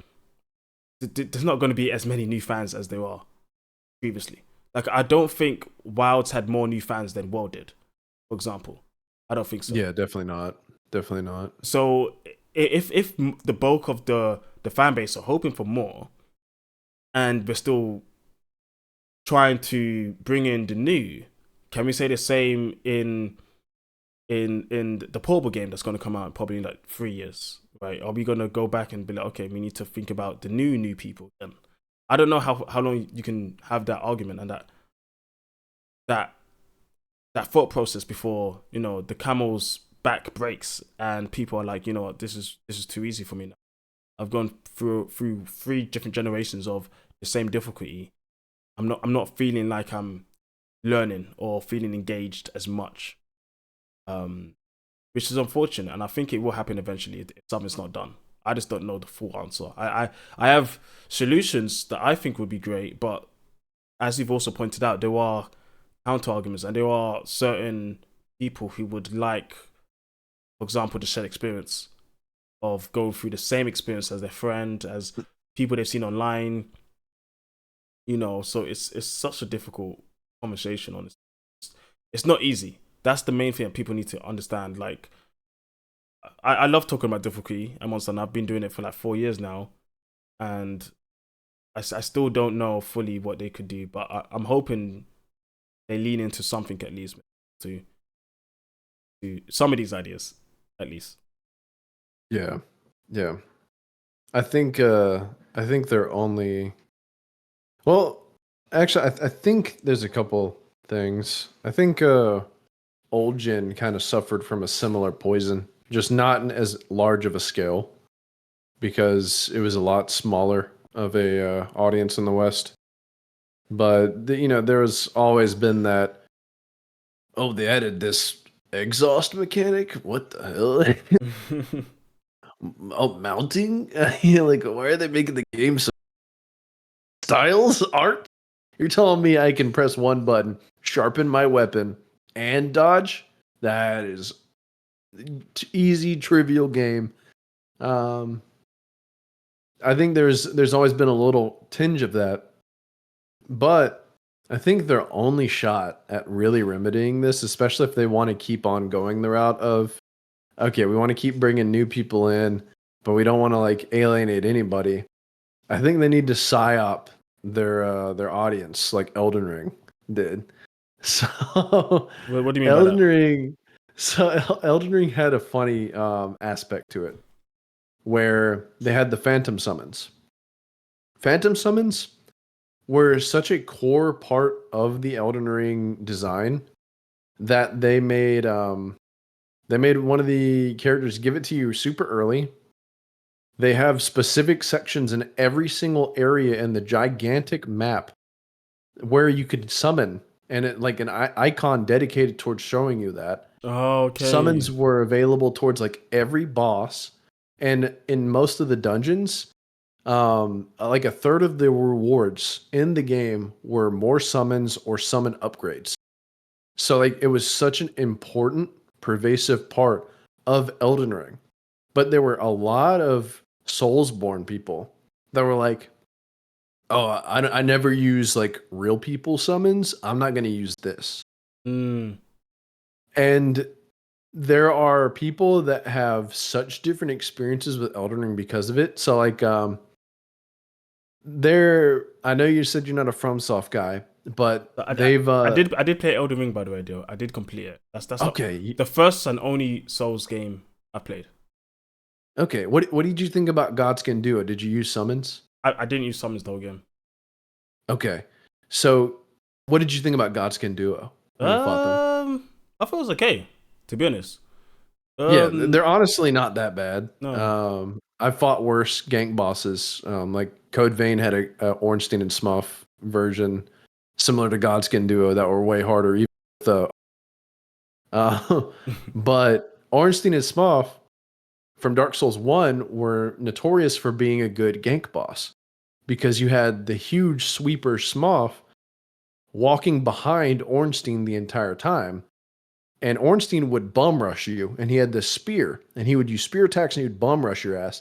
You could kill Ornstein pretty easy just by keeping that distance and using like pillars in the area itself, and you were pretty much able to like isolate them kind of. And so you could beat Ornstein's ass, and then you could go beat Smo's ass, even though he'd get like a superpower state after you kill Ornstein. Um, Now, if you wanted the cooler armor, you would have to kill Smo first, and then you would have to kill Ornstein, which was way harder. But the fight's design was way easier. Godskin Duo, very different. They got them both coming for your ass at the same time, Mm-hmm. and if you kill one of them, they're going to respawn. Yeah. So it's a little different, but that goes hand in hand with if you have a good summon, well, one of them can aggro on that. You could fight the other one. Yeah, a distraction. Um, yeah, and so there are like different aspects. Like there are people that would be like, they didn't design Elden Ring with summons in mind. That's why summons were so OP. It's like, but there are people that would say things like that that would also say Godskin Duo is one of the worst bosses ever because they didn't design them to be a single player fight. It's like, well, you're right. The game's not designed completely around single player, nor is it completely designed around, but there are like a lot of different enemies that have properties to handle multiple enemies at one time. Millennia, if you're using a summon, she heals off of them too. Whenever she hits with her blade, she gets health back. So oftentimes, if you call a summon in and they're just tanking hits, she's just healing off of that. Yeah. And she's already a hard enough fight. Horalu is doing complete 360 wide AoEs on you. Which one's that Radigan, he was Godfrey. His second phase where he's slamming the earth down. He's doing like 360 like crater. Oh moves. yes, yeah, that one, yeah, that was crazy. He hits 360 AoEs. Radigan, he's hitting huge AoEs. Like there are so many different things. Like every enemy has, and Elden Ring was notorious. Oh, every enemy has an multiple multi-hit AoEs, and it's like, yeah. Well, there's a thing called summons. Mm-hmm. They're trying to hit multiple things at one time. And so, like, yes, there are design aspects that Elden Ring did to kind of check some, like the Phantom Summons a little bit. But there are people that'd be like, this boss was bullshit because it would do this and it was hard to punish solo. And it's like, well, yeah, maybe if you used this Phantom Summon, it would be a lot easier. But then there would be people on the other side that used Phantom Summons and they were pretty good at the game or decent at the game already. And they're like, yeah, this boss was way too easy. I would use my Phantom Summon and it would just turn around and I'd beat his ass from behind. And, both of those experiences exist in the same game. Yeah. No difficulty slider needed. And so you have the guy that was wanting the bigger challenge. And he's like, yeah, the bosses provided a good enough challenge, except for there was a couple really, really bullshit ones that had like annoying movesets that definitely they didn't feel designed well. And then there are people with the Phantom Summons that are like, yeah, it was a good enough challenge. Maybe they're not very good. But some bosses might have been too easy. Fair enough, because they would take the aggro. And so like there was this whole different element where you had the hardcore players that were like, oh, I don't use summons, whatever, dude. That's for pansies. And they're having a completely different experience than the people that are like, yeah, I want to engage with everything. This is supposed to make things a little easier on me. I'm struggling. I need some extra help. And maybe if Monster Hunter psyoped the Monster Hunter community in a similar way, because Elden Ring is funny. It's a game that is simultaneously too hard in some areas, but too easy in some areas. And it was all because of the Phantom system. And there are people that didn't engage with the Phantom. And maybe they might have like a vague idea of like, they'll be like, oh, I don't use it because it's OP. But they never used it, so they don't really know some of the aspects. And vice versa. There are people that are like, oh, I could handle these bosses by myself. But they never actually tried without the Phantom system. Yeah. And I think if Monster Hunter had something that could drastically change the game, but without like changing the actual like difficulty as a whole. I know that we already have some of that with the Palicos. Something that can take aggro, something that can help provide assistance, something like that. But maybe I'm not sure what it could be. I know that there's like all sorts of little things, the mantles, the Palicos, like all these little things that could come and play a part. But I'm not sure exactly what they could do, because one thing that's funny about Monster Hunter is that it already has plenty of stuff like it. Like Restock exists. Plenty of people don't engage with it. But even then, like new gen doesn't really need you to engage with Restock. Oh, no. Besides, like maybe Fatalis, Yeah, some special investigations, yeah, stuff like that. Executed But yeah, it's just maybe if they find something. I'm not sure what that something could be, but I know that Elden Ring had it. Elden Ring had that thing where people were satisfied with the difficulty, but also there was something to help the newbies. Um, You know what? I think, to be honest, I think they're both kind of already in the same boat, but I don't know enough about Souls to fully make this argument. But if you if I'm wrong here, let me know. I think we already do have that in Monster Hunter. You already alluded to it. It's the palicos. It's the restocking. It's the mantles. It's all of that. But the problem is in Monster Hunter, all of that is the way the games are crafted and portrayed to us is as if that is what you should be doing. You should be playing with a palico. You get a palico straight away. The game, the mechanics of the palico is with you. You have your palico. In Rise, you have your palamute. That is it.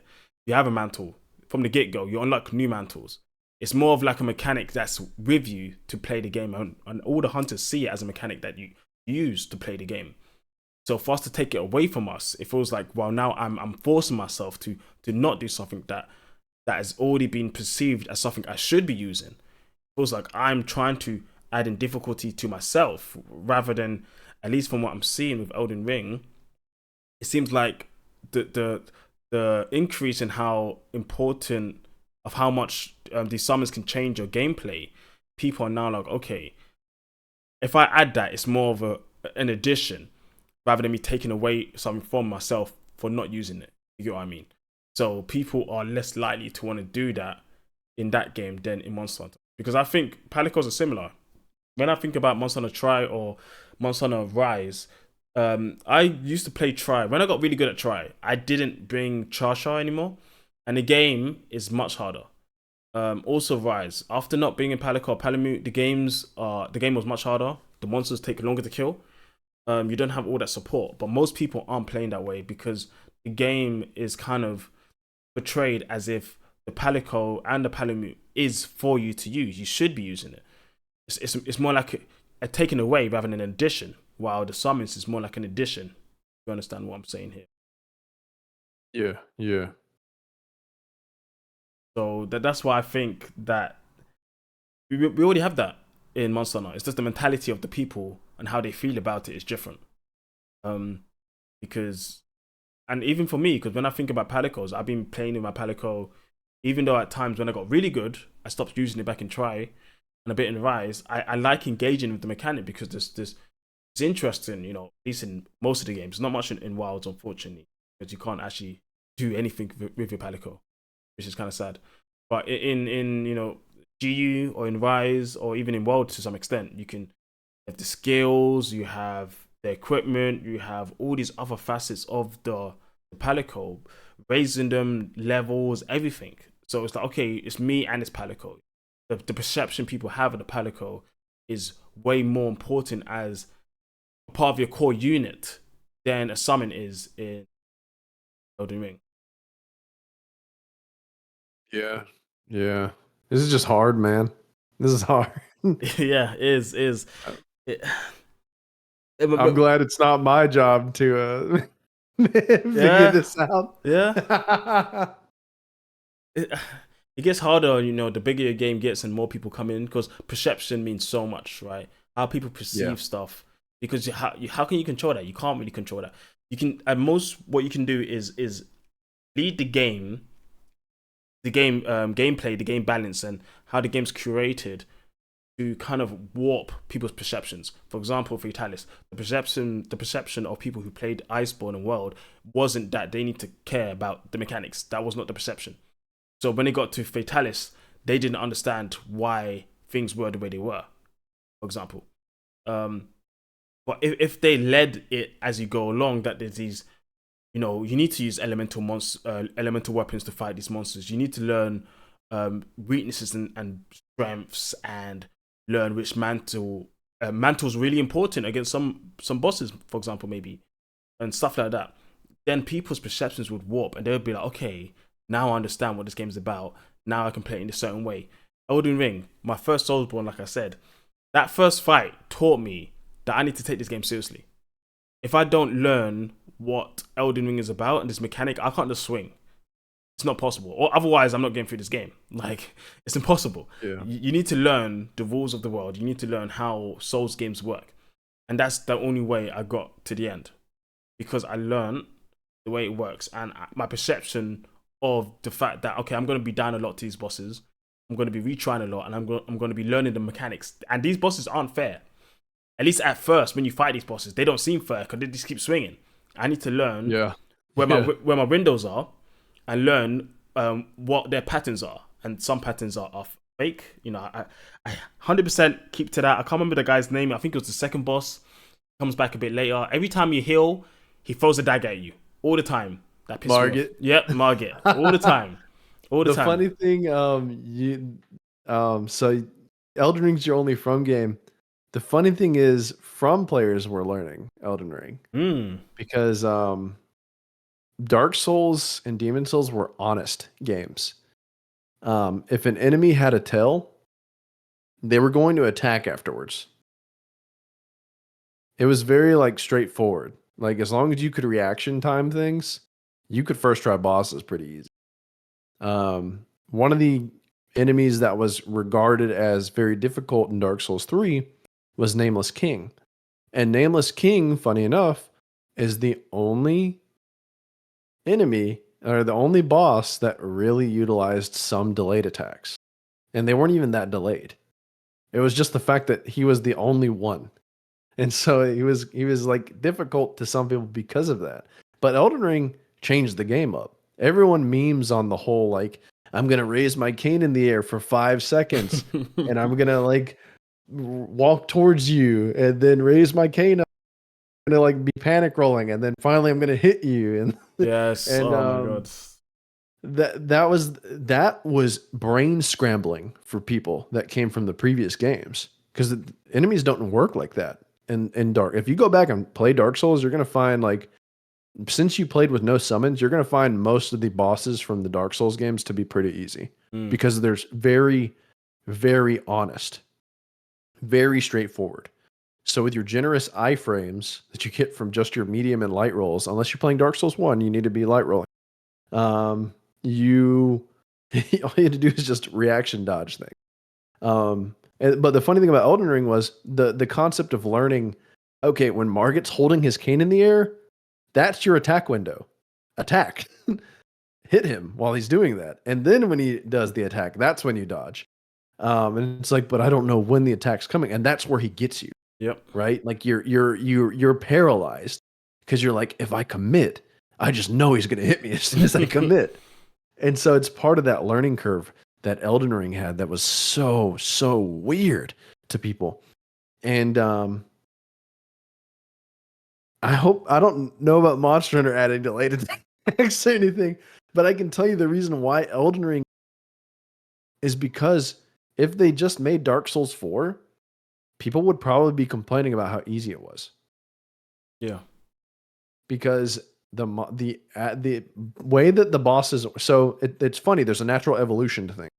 Dark Souls 1 bosses are slow as shit.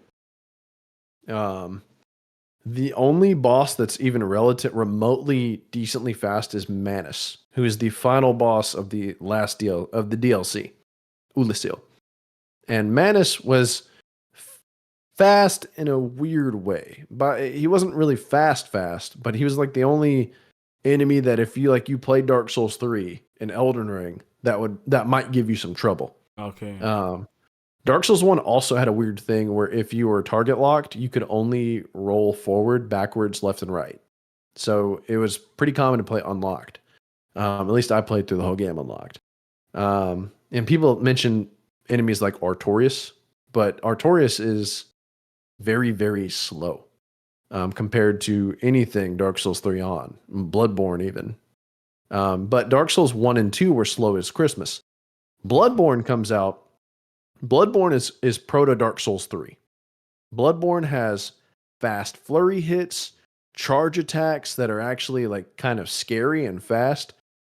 But the difference is for a lot of the flurry attacks, there's no forward momentum. If you ever watch a Bloodborne no-hit run or like Bloodborne no-hit boss run or anything, one of the funniest things I've noticed is that whenever a like crazy boss combo shows up, a lot of these guys just step backwards. They don't have to dodge. They just move a couple steps backwards.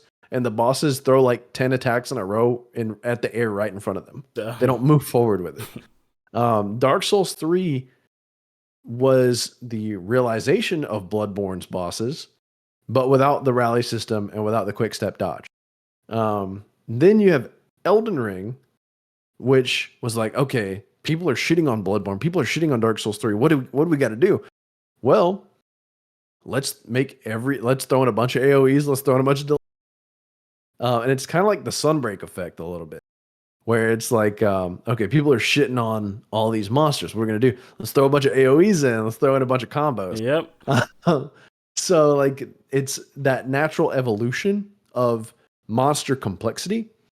I think Wilds is gonna have to lean into that a lot more.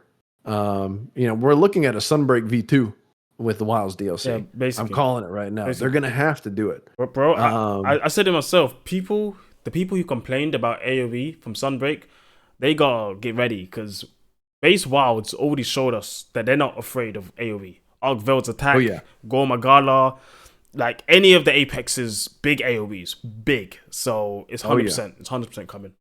I get ready. Sunbreak 2, dude. Yep. Sunbreak 2. I'm Yep. calling it. In fact, it's gonna be wilder than Sunbreak 2, dude. Oh god, that's gonna be crazy.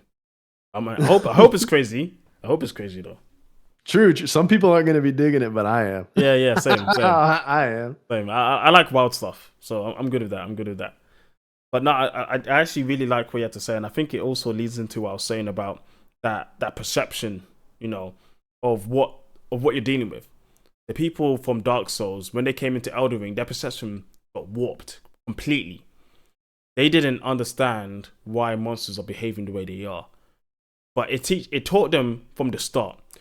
If it was literally, let's say, half the game is not that, the next half is literally, okay, now we're doing the delayed attacks, people are going to be like, what the hell's going on? Why did the game change halfway through?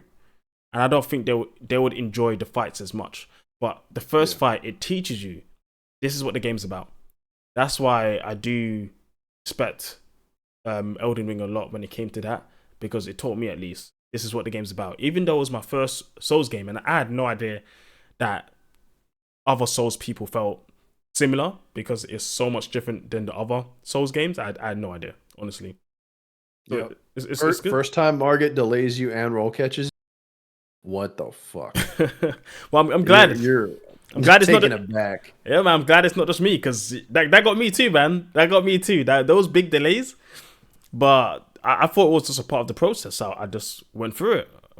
So we're talking about Primordial Malzeno culture shock, except it's the first boss, bro. Like that kind of culture shock. Yeah, exactly. But let's imagine Primordial Malzeno was the first boss, for example. Let's say he was. Everyone's getting clapped, but then they know, okay, this game's it's gonna clap me. Going on from there, every boss needs to be a level up, but it needs to also be okay. It needs to be a level up. But since you've already fought that Primordial, you already know, okay, this is what this game's about. So you're ready. I need to be serious. I need to make sure I restock all the time. My items are on lock. My armor is good. I'm looking at weaknesses. If it's only at the end, people aren't ready for it. Fortunately for Sunbreak, of course, Anomaly quests kind of teach you already that this game's pretty crazy. So, but if you're gonna fight Primordial, you already know what Primordial is about. But then going back to Fatalis and Elatrion, you have no idea. So, yeah. And at that point, you had Risen Valstrax and Risen Shagaru. Bro, Risen Valstrax was a menace. Oh my god. Yeah. Oh my god. He was clapping everyone. So I really hope that Capcom do that progressive difficulty well. I think it's important, and I think people will be fine if the first quest is hard, as long as it's fair. But also, like, they're fine if it being hard. But I think people aren't fine with games randomly getting hard at certain points, right? I think if they know what they're getting into at the start, they will stick around for the ride. If they enjoy the ride, that is. That's at least my thought on that. But bro, we've been talking for a bit. I didn't even get to talk to you about Tire Update 2. But we're already almost hitting 2 hours now. But how are you feeling? You feeling good? I'm feeling good, dude. It's a good discussion. Yeah, It's a good yeah. discussion. Well, I think we'll wrap up in a bit, but is there any particular questions you want to ask me or anything like don't hold back, man. I'm always good for anything. Um,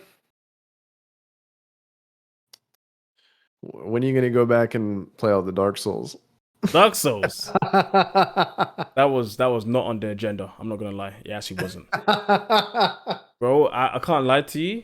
I actually think I would actually prefer Dark Souls actually.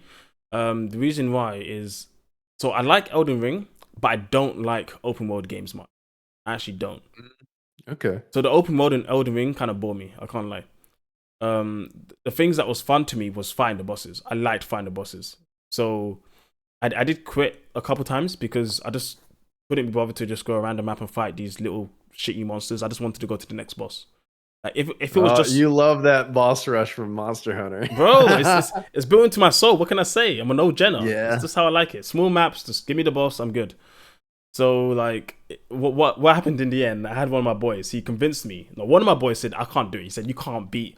He said you can't beat. Oh, what's that guy's name? The guy who's riding on the dead horse, the undead horse. And it floats. Oh, he has two. Oh, Radon? Radon, yeah, he said you can't beat Radon. Yeah. I was like, I can beat anything, man. What are you talking about? So I picked up the game, got to Radon, beat him up. It was good. And then he said, okay, you can't beat Milania. I'm like, okay, watch. So I got one of my boys. He was literally just telling me where the bosses were. He's like, okay, go here. Here's where the boss is on Discord. So we're sitting on Discord for a couple of hours. He says, go here. And I'm like, okay, cool. I'm actually having fun now because I don't have to think about this open map. I don't care. Just show me where the bosses are and I'll kill him. I'll kill him. I'm basically like Guts, like you were saying back in the day where he's just a mercenary, just going out and killing stuff. Like that was me. Yeah. That's me. And I really like that you use Guts as a reference band. I love Berserk's favorite anime. One of my favorite animes. Hell yeah. I got all the manga. So Okay. yeah, man. But I think you would like Dark Souls 3. yeah, I heard it's a lot of reference to Berserk. Actually. But There is like a lot of Berserk like love and influence, but the reason why I recommend Dark Souls 3 is it's the most linear out of all the Dark Souls games. nice. And so you have less like I have a lot of map to explore and more of okay, I am on a funnel towards those like sub bosses in the level and then the real boss. And Dark Souls 3 is challenging, super it's honest, but it's still challenging. You have to reflex well. The DLC is it's so hard. You can't like over level or anything, and it's there that you really get tested. Okay. Um, but yeah, 3 is like the most linear. And if you play through 3 and you get like an appreciation for Dark Souls, that's whenever I would say go back and play Dark Souls 1. Dark Souls 1 is a little more open ended. It's still not like as big as Elden Ring, but Dark Souls 1 is infamous for being the one that like you can walk to anywhere on the map because the map's like linked to itself. Like it's all like kind of Metroidvania tied together in a way. Nice. Um, and so that's cool. And then if you really like Dark, then you could play Dark Souls 2 just to show you're dedicated. Dark Souls 2 is not like I know it's memed on. It's not a bad game, but it's definitely the weakest entry. Definitely the weakest entry. A lot of cool ideas. They actually did power stancing and some of the other like things that were influenced that Elden Ring was influenced by came from Dark Souls 2, and Dark Souls 2 actually did it better. Interesting. So Dark Souls 2 is worth playing if you do end up falling in love with the series. But if you do want to ever go back and play it, just add it to the backlog. Dark Souls 3. That would be the one I would recommend you start with. Well, I've got two questions then. So, firstly, just quickly, what's people's issue with Dark Souls 2? 'Cause I've heard that a lot. Like, just briefly, give me a summary. So Dark Souls 2 had a stigma behind it because it wasn't made by Miyazaki. Miyazaki was working on Bloodborne at the time. And Bloodborne, of course, is the darling game at that like time period. But Dark Souls 2 was made by a different person. And they completely like shat on the lore of the first Dark Souls. Apparently Dark Souls 2 and 3 weren't even supposed to exist. Like Miyazaki only wanted to have Dark. But Dark Souls 2 just really was so far removed from Dark Souls 1 lore wise and all that that some people didn't like that. People didn't like there were little things about Dark Souls 2 that were annoying. At the time, it was the worst target camera, like as far as like switching targets Mm. was. I think Elden Ring's actually worse than Dark Souls 2. Pretty bad. Um, it's horrific. There's no reason why I should be targeting a bunny that's 30 meters ahead of me whenever I Mm. just tab to right just because it's to the right of me. Yeah. It's so annoying. But Dark Souls 2 had like little things. Dark Souls 2 had a weird like 8-turn snap, like 8-point snap. So you didn't like have full rotational analog movement. You had like snap movement to a certain degree. Like Oh, okay. really weird things like that that like kind of played into things just kind of being annoying. Dark Souls 2 had this really weird. Now, there are like a couple of different versions of Dark Souls 2. You have Dark Souls 2, and you have Dark Souls 2 Scholar of the First Sin edition. Scholar of the First Sin is infamous for having a bunch of ganks everywhere. So, like, Dark Souls 2 design, if you're going through a map and you haven't seen an enemy in front of you for like a minute, look behind you because there's two coming from behind you that drop from the ceiling Yeah, I hate or that that came out of a stuff. wall. Yeah, and it's like it's not even just like a cliche. No, it's like you literally get trained to start looking behind you if you haven't run across in front of you. Like that's Oh, how common it is. And so like little things like that are a little bit tedious. Some of the level design of Dark Souls 2 can be a little tedious. Like you fall in a hole and you fall into a little pit and it breaks all of your armor and your rings and your weapons. what the hell? Yeah, because you're sitting in the slime that's breaking all of your The stuff. fuck? Like, yeah, there's so much like goofy stuff in Dark Souls 2, but they did like a lot of experimental shit. So like the power stancing in Dark Souls 2 is actually really really cool, and they have actual unique moveset compared to like Elden Ring, where it's like, oh, you can just attack with two weapons at the same time. Um, and some of the levels and like biomes are actually really cool in Dark Souls 2. And then Dark Souls 2 has some really cool characters and some really cool lore when you really get down to it. And there's just like little things that are cool about Dark Souls 2, but it was definitely like it's the stepchild for a reason. They did a little bit too much that was too different, and they didn't do it well enough Mm. to really like make people like it more than Dark Souls 1 or Bloodborne or Dark Souls 3. Now, there are people that of course they Dark Souls 2 has a cult following. There are plenty of people that are like they were wanting to kind of hitch Elden Ring's success to Dark Souls 2. They were like, guys, you'd really like Dark Souls 2 if you liked Elden Ring. It's like, I wouldn't go that far, buddy. Influence and inspiration is very different than Yeah, gameplay. yeah, that's a very true statement. Well, Uh, thanks, man. It clears things up because I've heard it so much. Yeah, and it doesn't make me want to play it because I hate the ganks. Like I said, I don't like fighting little creep monsters, the little ones. I don't like the open world stuff. So having to fight a lot of these monsters to creep up on me from behind and always check in, I'm not gonna like that. Honestly, really not gonna like that. yeah. But Ooh. Also, another real quick. go for it.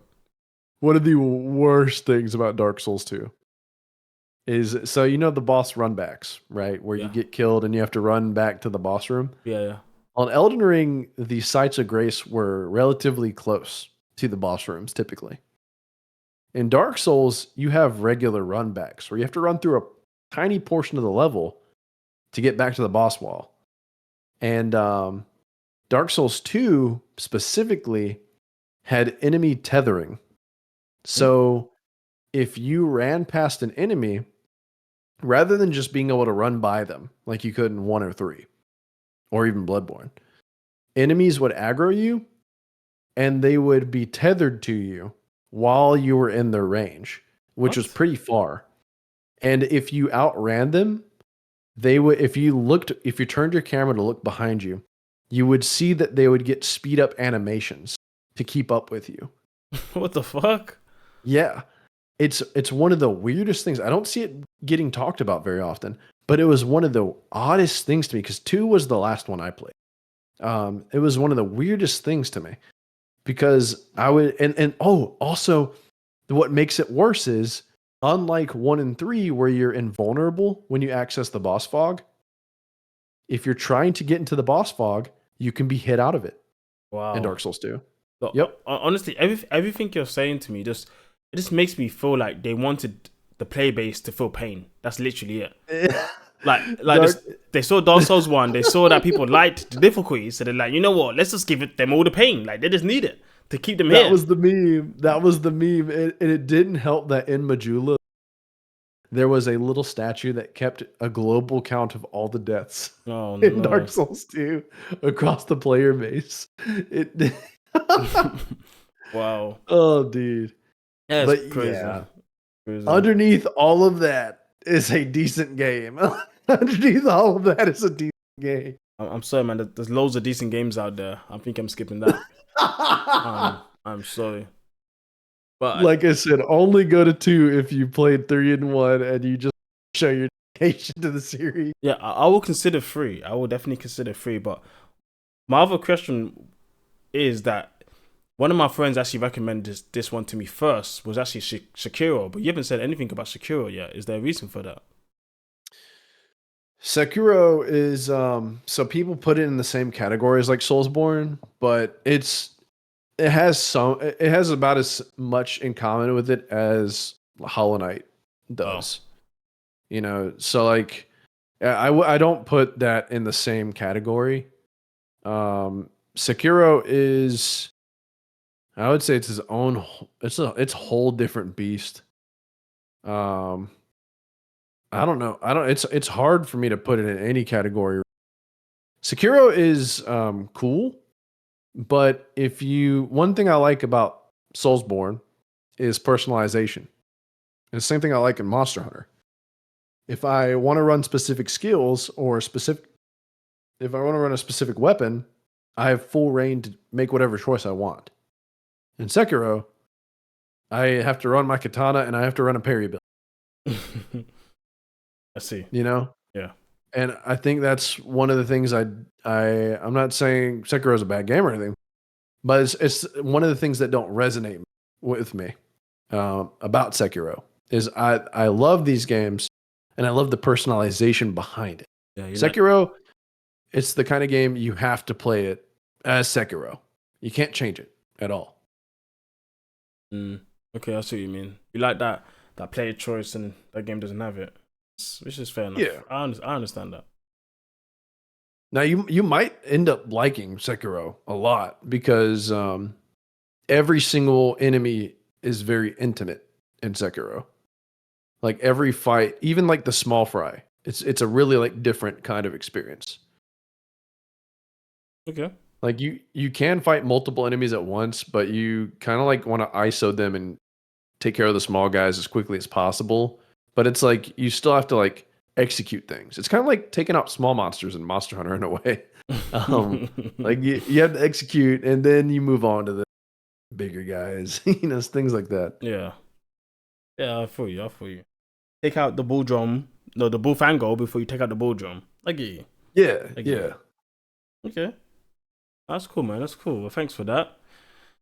Well, yeah, man. I think over 2 hours now. I think we've hit pretty good, and we've talked about a lot of stuff. And yeah, man. I mean, I'm to be honest, I'm excited. Well, am I excited? I actually don't know why I am for Monster Hunter's future right now. I guess I'm interested. I'm intrigued to see where it will go.